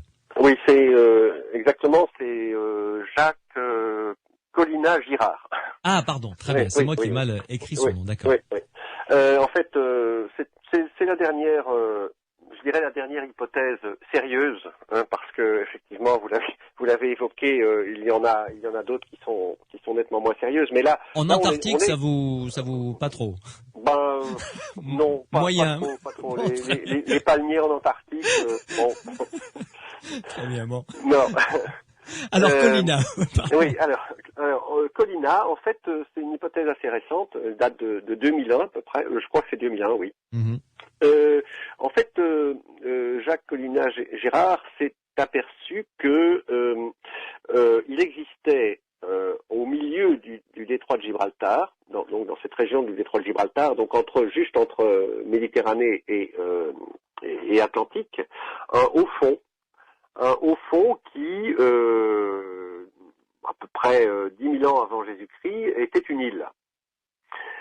Et il en a conclu, bon, je résume un petit peu son raisonnement, oui. Mais vous me voyez arriver, il en a conclu que cette île qui se trouvait dans cette région dont parle Platon, au-delà des colonnes d'Hercule, bon, on peut encore interpréter qu'est-ce qu'on appelle au-delà, mais en tout cas dans la région des colonnes d'Hercule, il y avait effectivement une île aux alentours de 10 000 avant Jésus-Christ, une île certes beaucoup plus petite que ce que Platon disait, mais une île quand même, et que cette île pourrait très bien être l'Atlantide, et qu'en tout cas, c'est une hypothèse qui, selon lui, tient la route.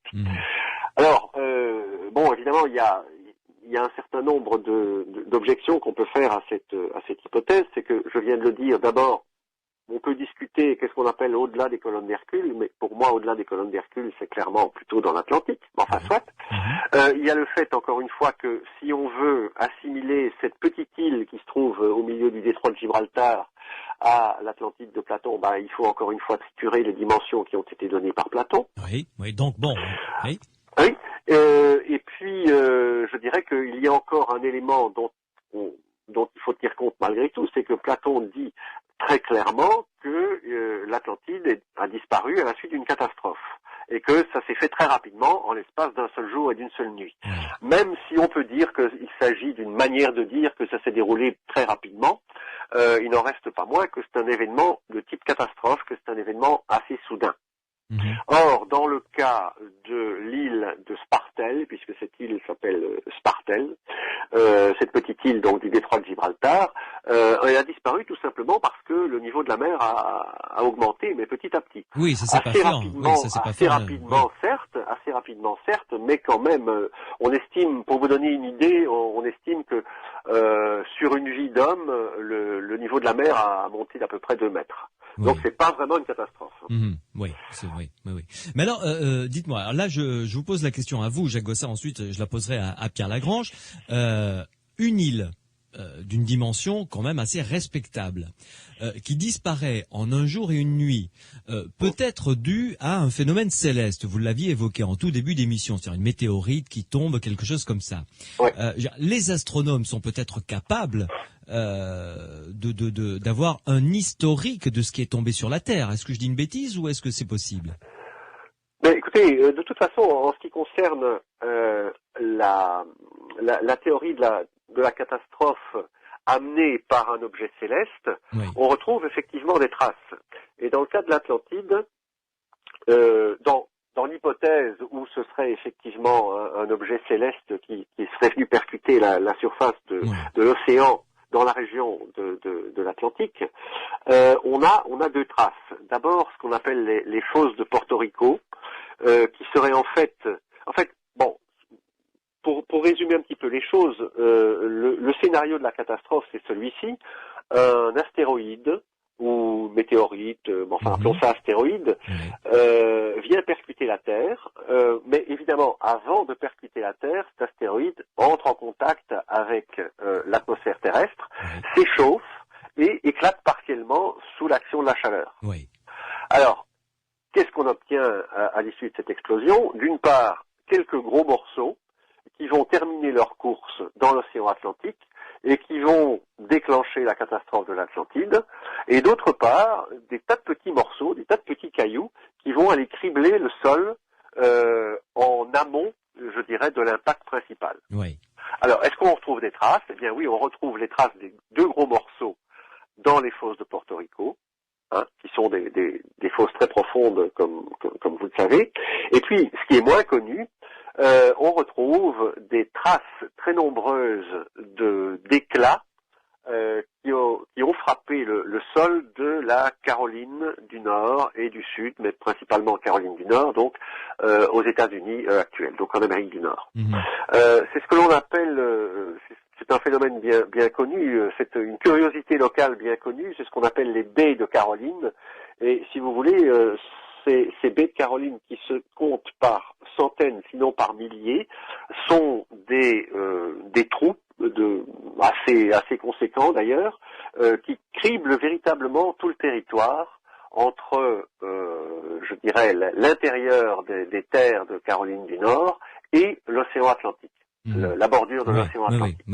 Donc, vous parliez de traces, eh bien oui, on retrouve des traces.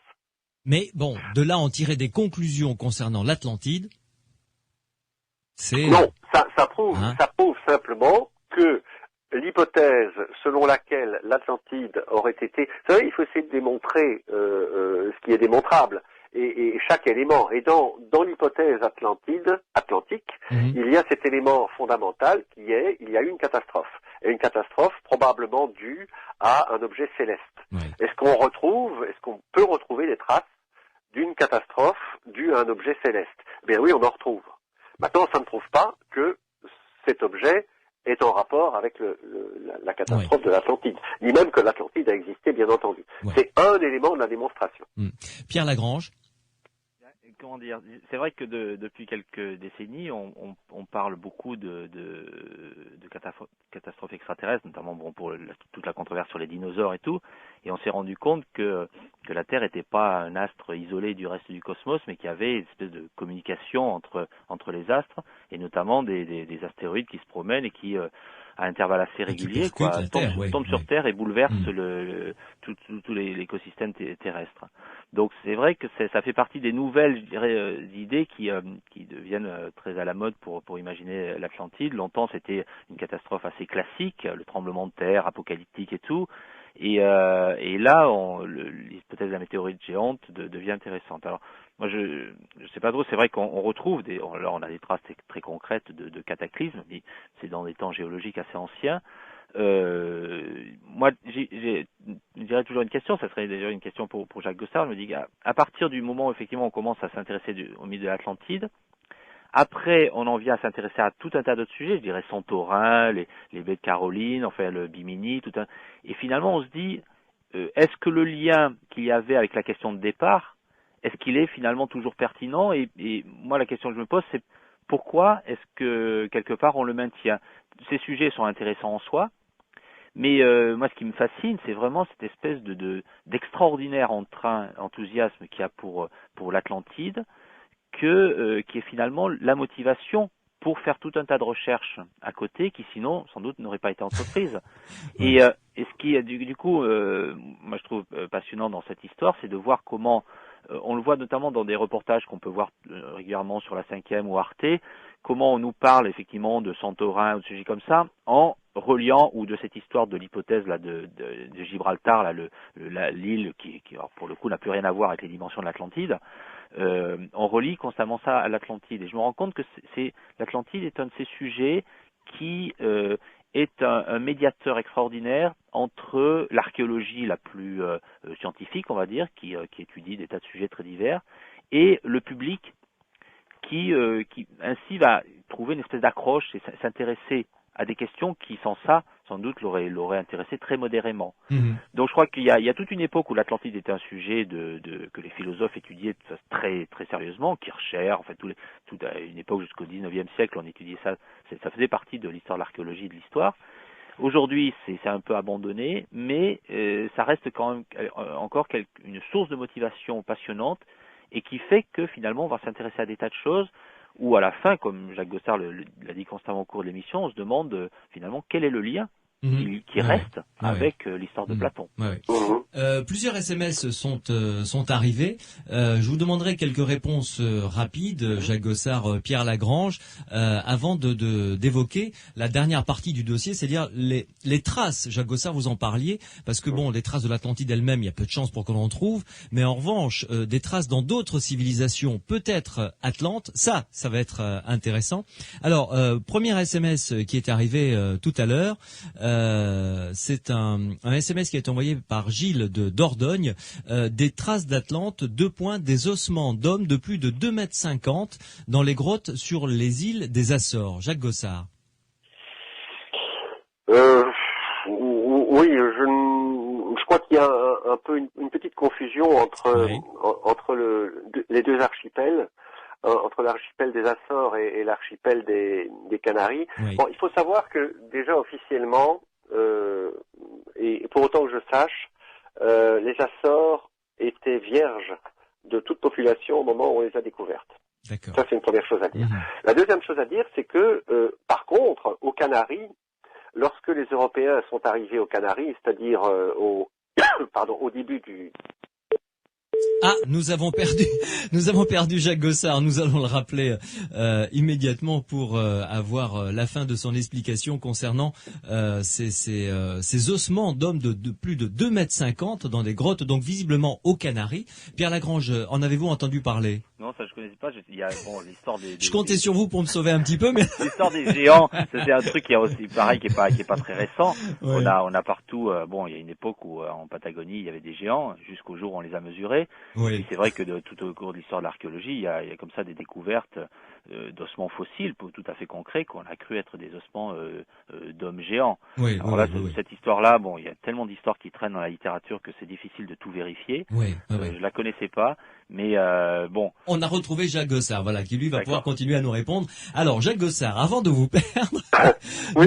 nous en étions aux Canaries. Alors, est-ce qu'il existe des ossements d'hommes donc de plus de 2,50 m? Parce que là, pour le coup, c'est Alors, 2,50 m, c'est peut-être un petit peu exagéré, ouais. mais très grand, oui.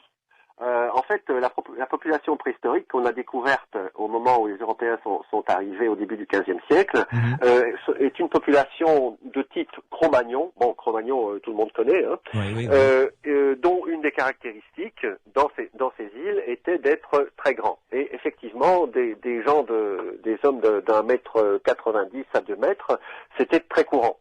D'accord. Donc, effectivement, on a retrouvé des sortes de géants, oui, mais non pas des squelettes, mais des gens bien vivants, qui avaient toute une culture, je ne parlerai pas d'une civilisation, mais toute une culture bien spécifique, et une culture qui était de type préhistorique, assez primitive de certains points de vue, notamment au niveau de l'outillage lithique, mais qui avait quand même des connaissances assez surprenantes pour un peuple préhistorique, et notamment la connaissance de la technique de momification.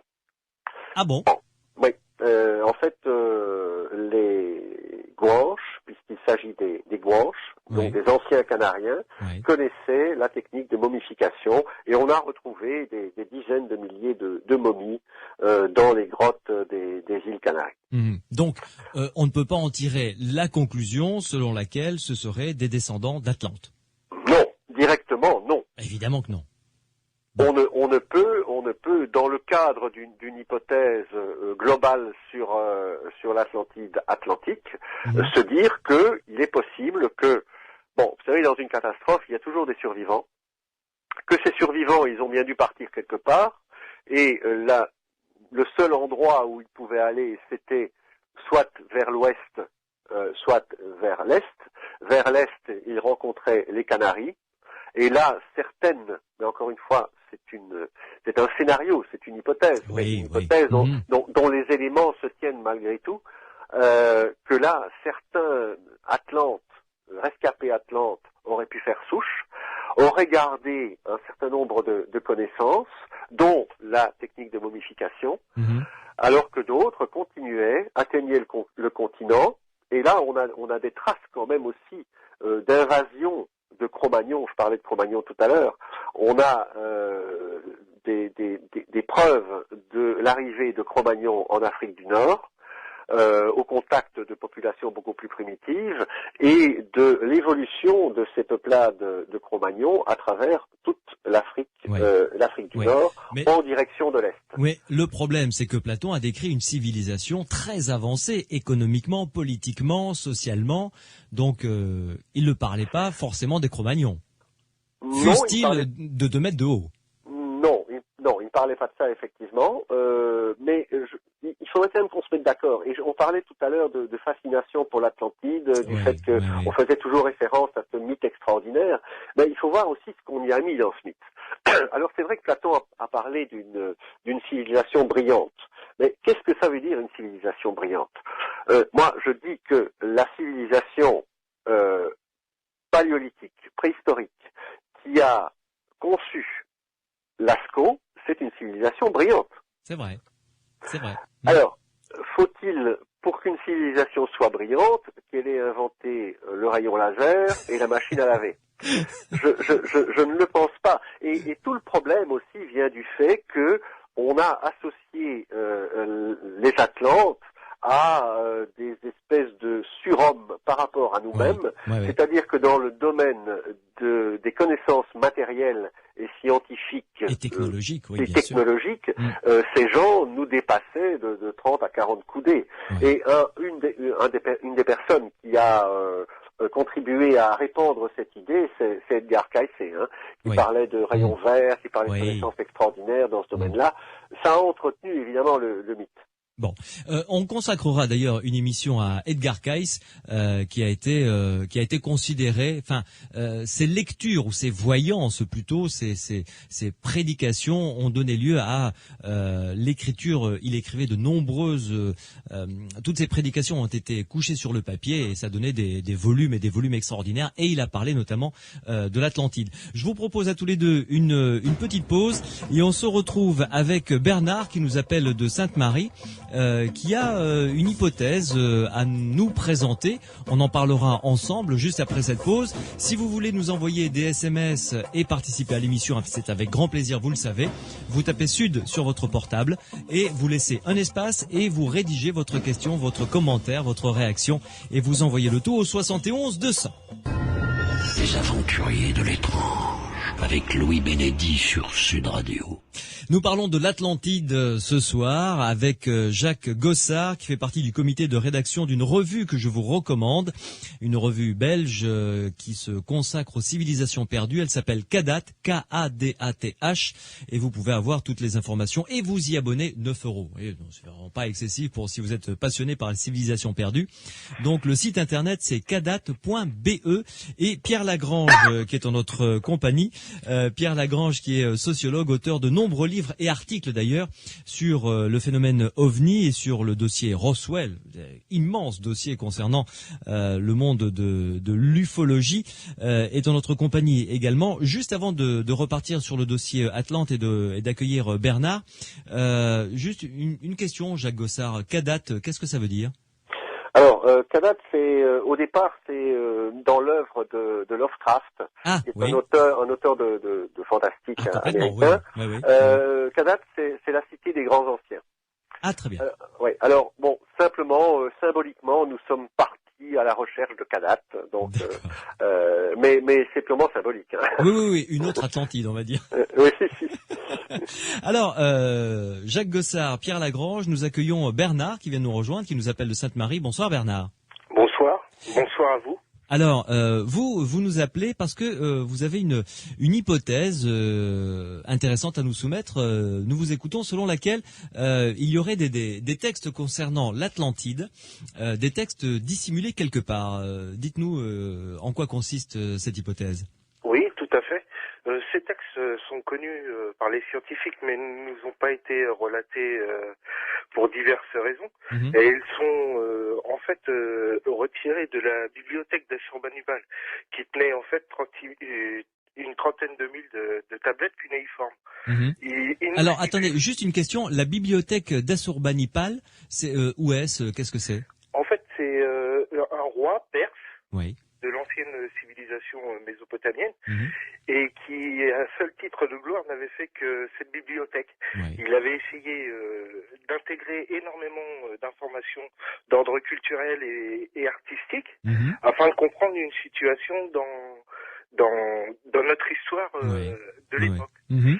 Et ces textes ne nous sont toujours pas parvenus. Par contre, il y a une bride d'informations que j'ai réussi à recueillir et qui révélait qu'en fait, le peuple, non seulement assyrien et babylonien, de cette époque-là, Mm-hmm. et qui remonte à environ 8000 et qui est presque de 10 000 ans, comme le disait Platon, Mm-hmm. et ces deux populations sont originaires d'une seule et même civilisation. Et cette civilisation était en fait un peuple primitif, comme vous disiez tout à l'heure. Mm-hmm. Il pouvait être primitif, mais Brillant. mais très brillant. Mm-hmm. Et il détenait en fait une grande culture, ce peuple. Oui. Mais on ne sait toujours pas c'est qui. Donc, par rapport à cette recherche-là, et par rapport au texte de Platon, j'ai fait mes propres recherches et à titre de loisir, tout simplement. Bien sûr. Et comme vous disiez au début de votre émission, je trouvais ça très intéressant par rapport aux prêtres égyptiens. Vous savez très bien que l'histoire est toujours écrite par ceux qui détiennent le pouvoir. Bien sûr.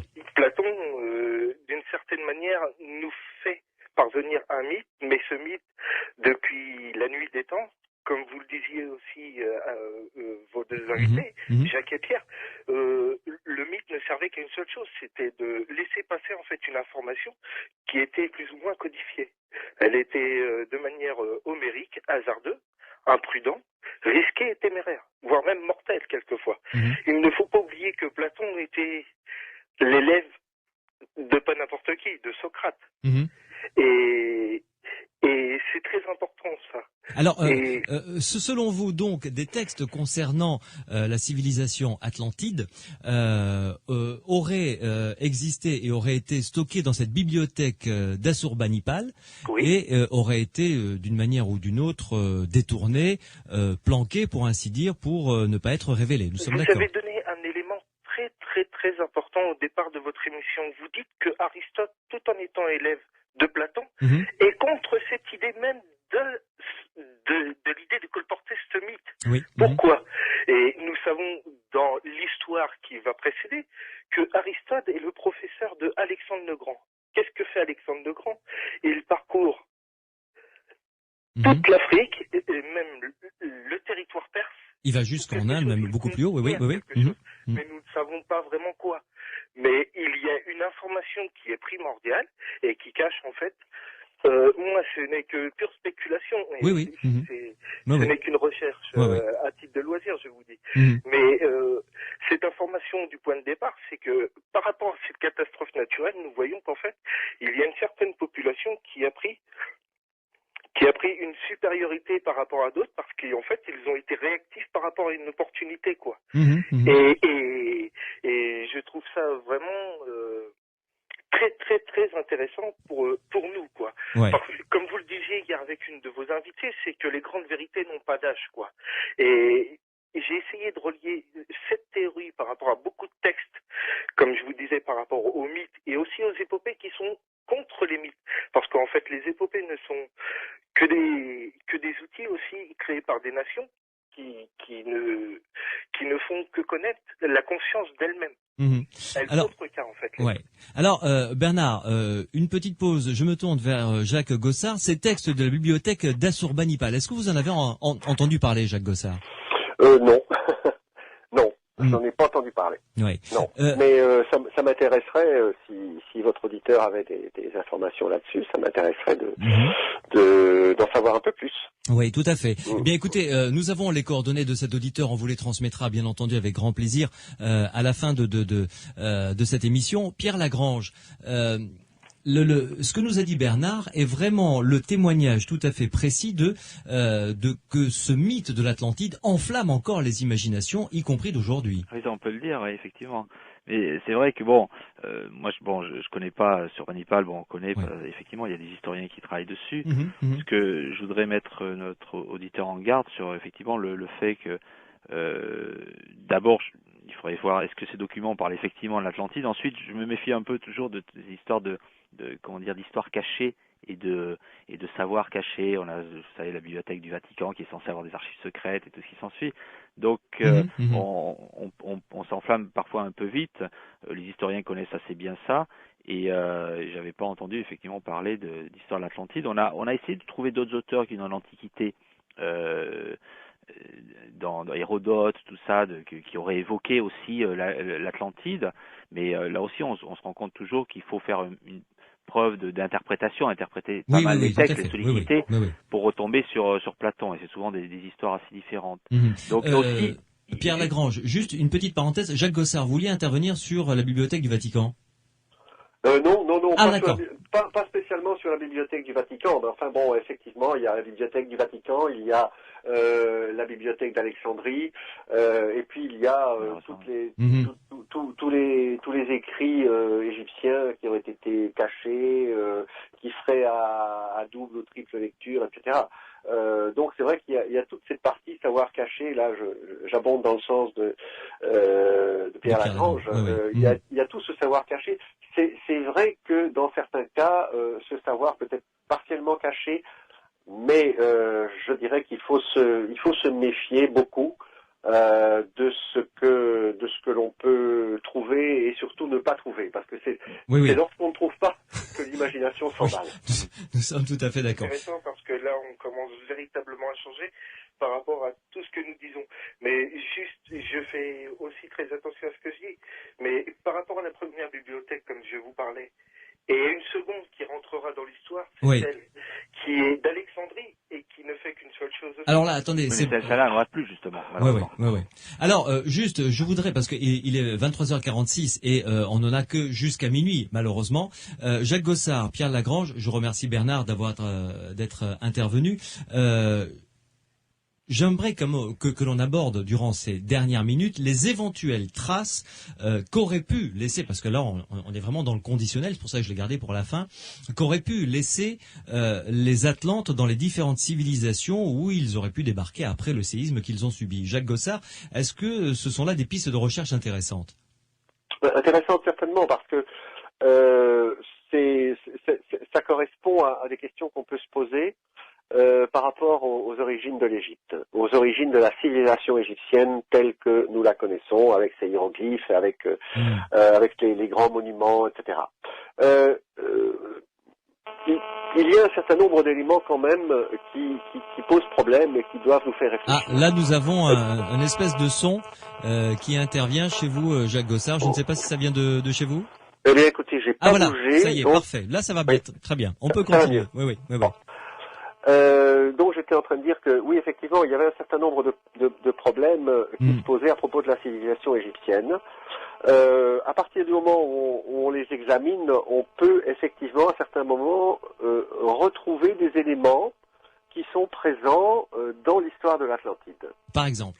Par exemple, la population elle-même, la population égyptienne.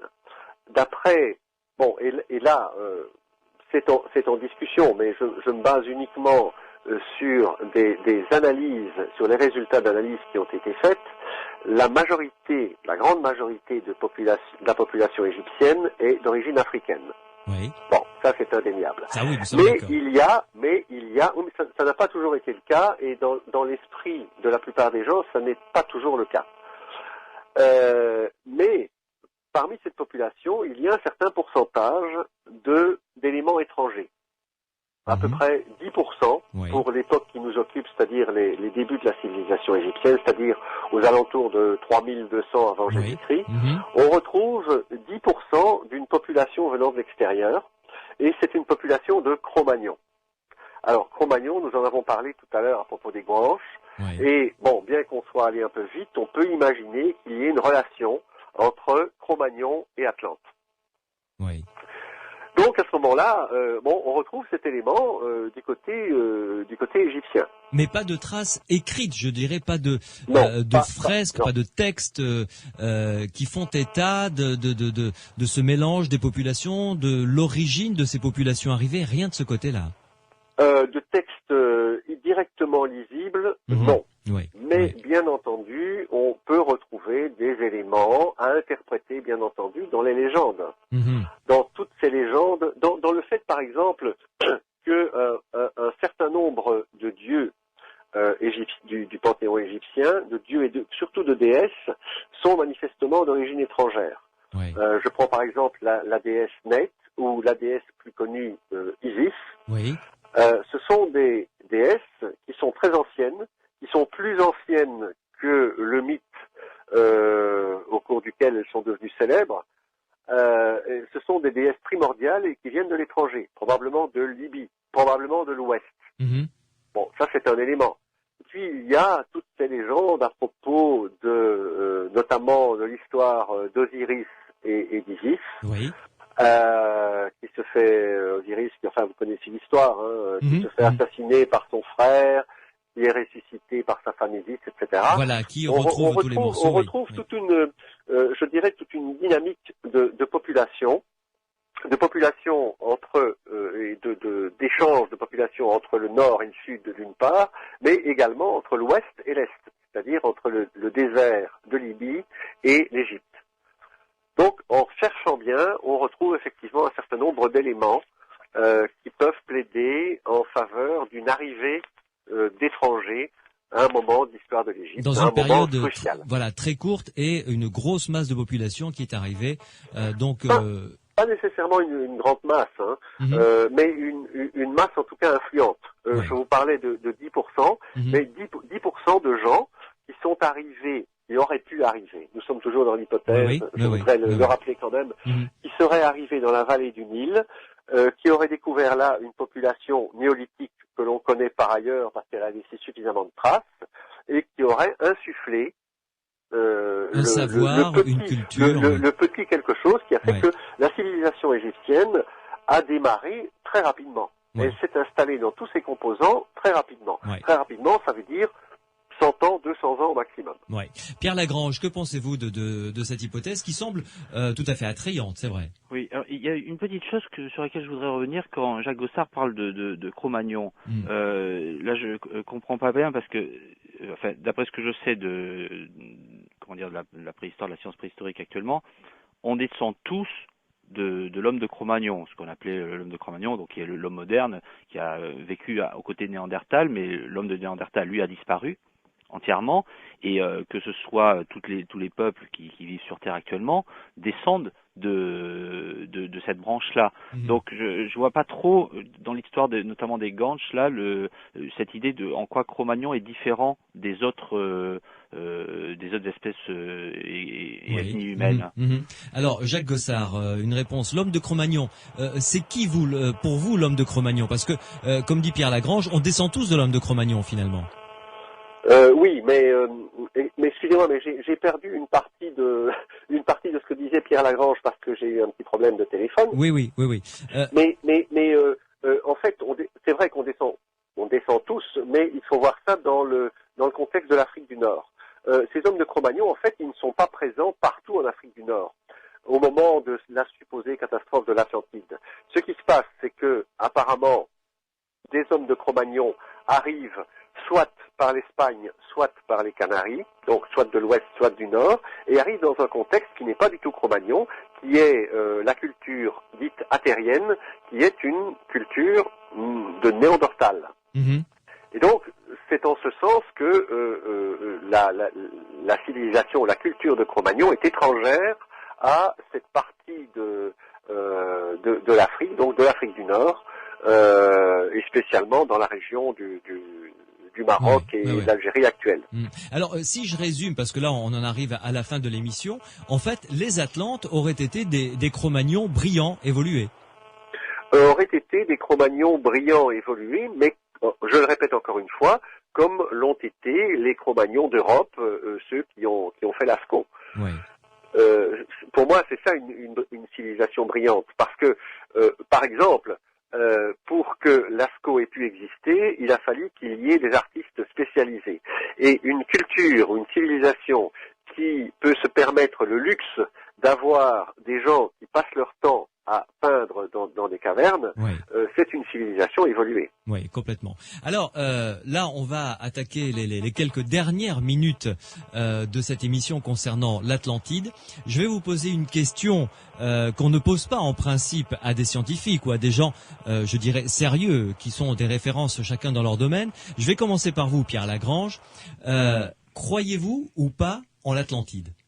Oula. Je l'ai gardé pour la fin, hein, vous avez noté.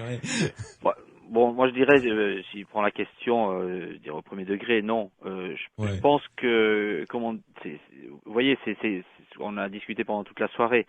On a un texte qui est celui de Platon, qui est une démonstration politique. Il y a un débat qui, à son époque, a sans doute une signification. Mais c'est vrai que nous, par rapport à toutes les découvertes qu'on peut faire, on se rend compte que le lien avec l'Atlantide est finalement purement théorique. Donc la vraie question elle est là, c'est-à-dire que l'évolution des savoirs est telle que toutes les questions qu'on a pu rattacher ce soir à l'Atlantide, le lien est très ténu et finalement on est obligé de beaucoup spéculer et les preuves matérielles on les a pas. Donc il y a tout un tas de découvertes éventuellement à faire en étant motivé au départ par l'histoire de l'Atlantide. La question ultime, c'est que ces découvertes qu'on fait, on n'a aucune assurance que ça ait le moindre lien avec cette histoire-là. Donc je pense qu'il ne faut pas perdre de vue cette histoire. C'est une histoire qui est très stimulante et dont la passion qu'elle exerce encore sur les gens est quelque chose de proprement fascinant en soi. C'est vrai que de voir comment une histoire a pu durer autant, il y a tout un tas de mythes comme ça qui nous transportent encore. Hein. On cherche l'Arche de Noé, on cherche. Il y a tout un tas de sujets qui passionnent tout le monde.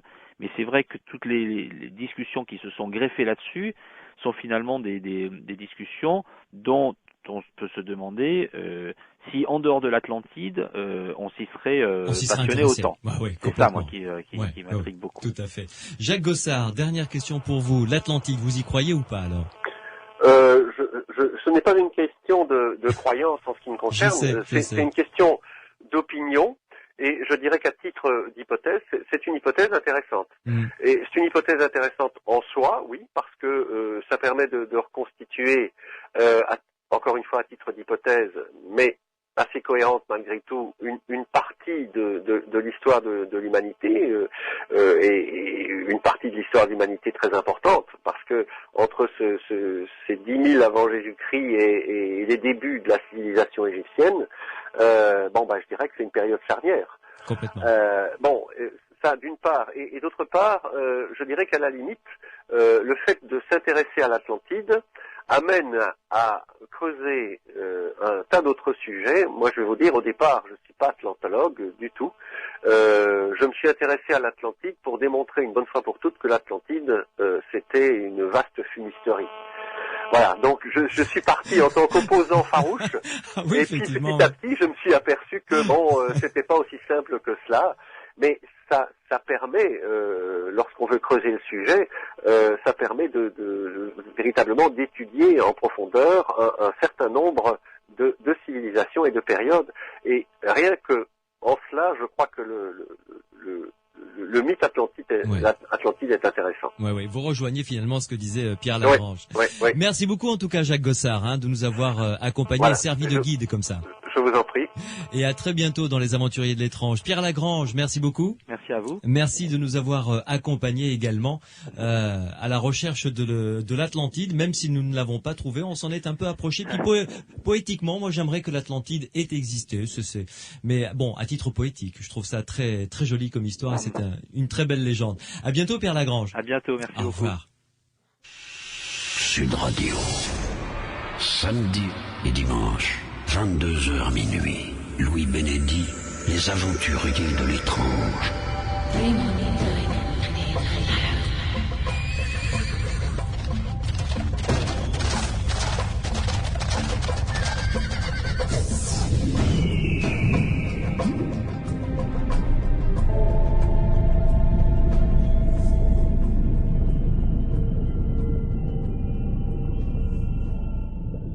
L'émission touche à sa fin. Je vous rappelle quand même la revue qui m'a servi de base, de matériau pour préparer cette émission. Donc je vous la recommande. C'est une revue belge qui s'intéresse aux civilisations disparues. Ça s'appelle Kadat, K-A-D-A-T-H. Kadat, et vous pouvez avoir toutes les informations nécessaires à cette revue qui s'intéresse notamment à Stonehenge, qui s'intéresse à toutes les civilisations disparues, à tous les mystères archéologiques, vraiment passionnantes. Vous allez sur le site internet donc www.kadath.be, et là vous pourrez vous abonner et recevoir cette revue qui paraît une fois par saison, par 2 saisons, automne-hiver, un numéro, printemps-été, un numéro, c'est 9 € le numéro, vous voyez, donc ça n'est vraiment pas ruineux. Et puis intéressez-vous, si vous vous intéressez à tout ce qui est ufologie, ovni, affaires Roswell, aux livres de Pierre Lagrange qui font référence dans ce milieu. Je vous souhaite une excellente soirée, merci à Mathieu qui signe la réalisation de cette émission, Pierre Massias qui m'aide à la construire comme d'habitude, et Morad qui était au standard. Merci à vous qui nous écoutez régulièrement tous les samedis et dimanches soirs. Je vous donne rendez-vous pour Les Aventuriers de l'étrange, la saison 2, samedi et dimanche prochain. Bonne semaine.